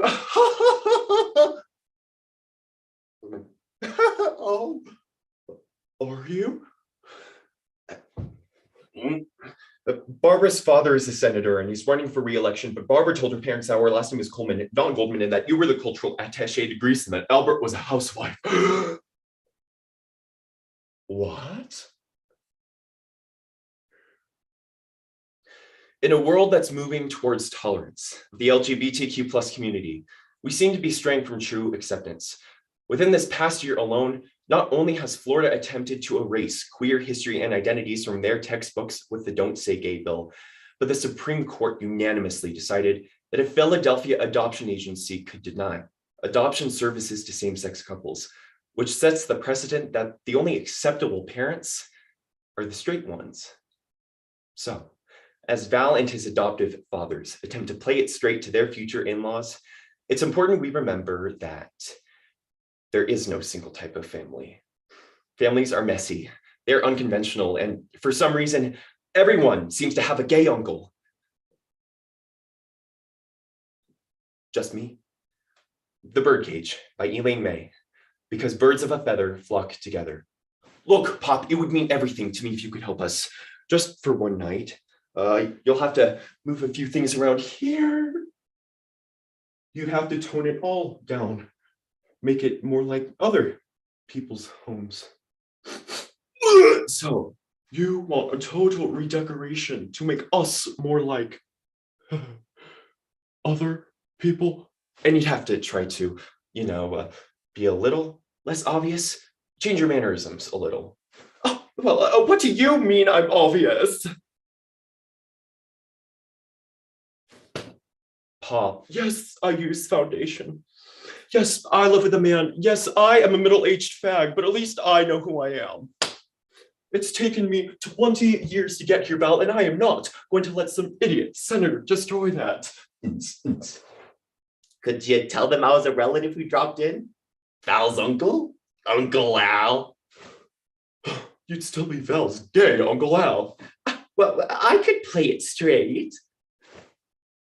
Look at you. Look at your posture. Look at how you're holding that glass. Look at your pinky. Well, you're obviously not a cultural, whatever that is. Oh, your pinky, it's up again. Get it down. Now, show me what a real man walks like.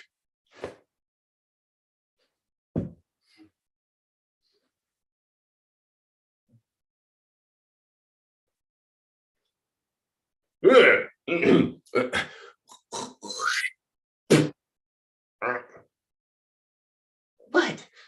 Too swishy? Just don't talk that and try not to gesture. Doesn't matter. This will never work. Don't use that tone with me. That contemptuous tone that means you know everything. Because you're a man. And I know nothing. Because I am a woman. Albert, you're not a woman. Oh!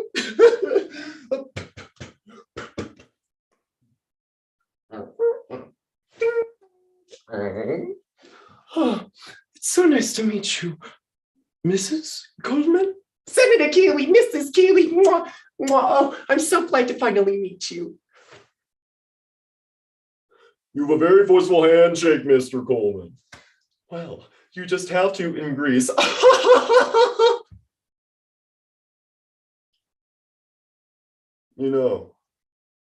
I've got a really good feeling about you people. Not a lot of fancy art on the walls, just a crucifix. And a lot of good family feeling. This is just what I've always wanted. A big loving family gathered round the table, just the way it was when I was a girl. Happy families and everyone speaking English. No drugs. No AIDS. See, this is exactly what Clinton didn't understand when he started off on gays in the military. See, I believe homosexuality is one of the things that is weakening this country. Now there's an idiotic issue. Gays in the military. That is exactly what I used to think until I found out Alexander the Great was a fag. Talk about gays in the military. Now, Mom, you shouldn't be talking about things you don't understand. Don't patronize your mother, Val. She's an amazingly intelligent woman. Good God, that sounds like it's coming from downstairs. You're right. It sounds like the nightclub on the corner. This must be the same building. You're joking. I always thought that was someone's television set. I think I know exactly what's going on here. You do? Of course I do, honey. It's the oldest story in the world. See, she is really a small town girl and he is a pretentious European. We lied to you. Barbara and I and everyone lied for us. My father owns the nightclub downstairs, and my mother's the star. The nightclub downstairs? He owns it? You mean he's not a cultural attaché? No, Mom. And their last name isn't Coleman, it's Goldman. They're Jewish. She can't be. You can't be Jewish. Senator Keeling, I just wanted to let you know that I and every word I said to you about a return to family values and a stricter moral code. I feel like I'm going insane. Kevin, nothing's changed. It's still me. With one tiny difference. Barbara, we are leaving and you are coming with us. Daddy, please. Barbara! I'm coming up for re-election. Now, I understand you want to get married, but how many lives do you have to ruin to do it? I'm not coming. Ah! I just want to let you know, Mr., Mrs., whatever your name is, that I hope this won't influence your vote. Senator Keeling. Oh, I'm so sorry, Barbara. I ruined everything. Come here. Give me a hug. You know, I think I would like to give you a hug. Yeah. Me too, Dad. Thank you.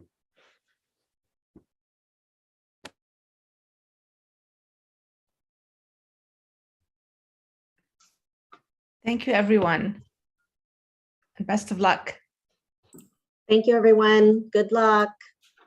Thank you. Thank you all so much for your time, judges. Thank you for judging. Judging. Time and good luck to everyone. You guys were so funny. Yes.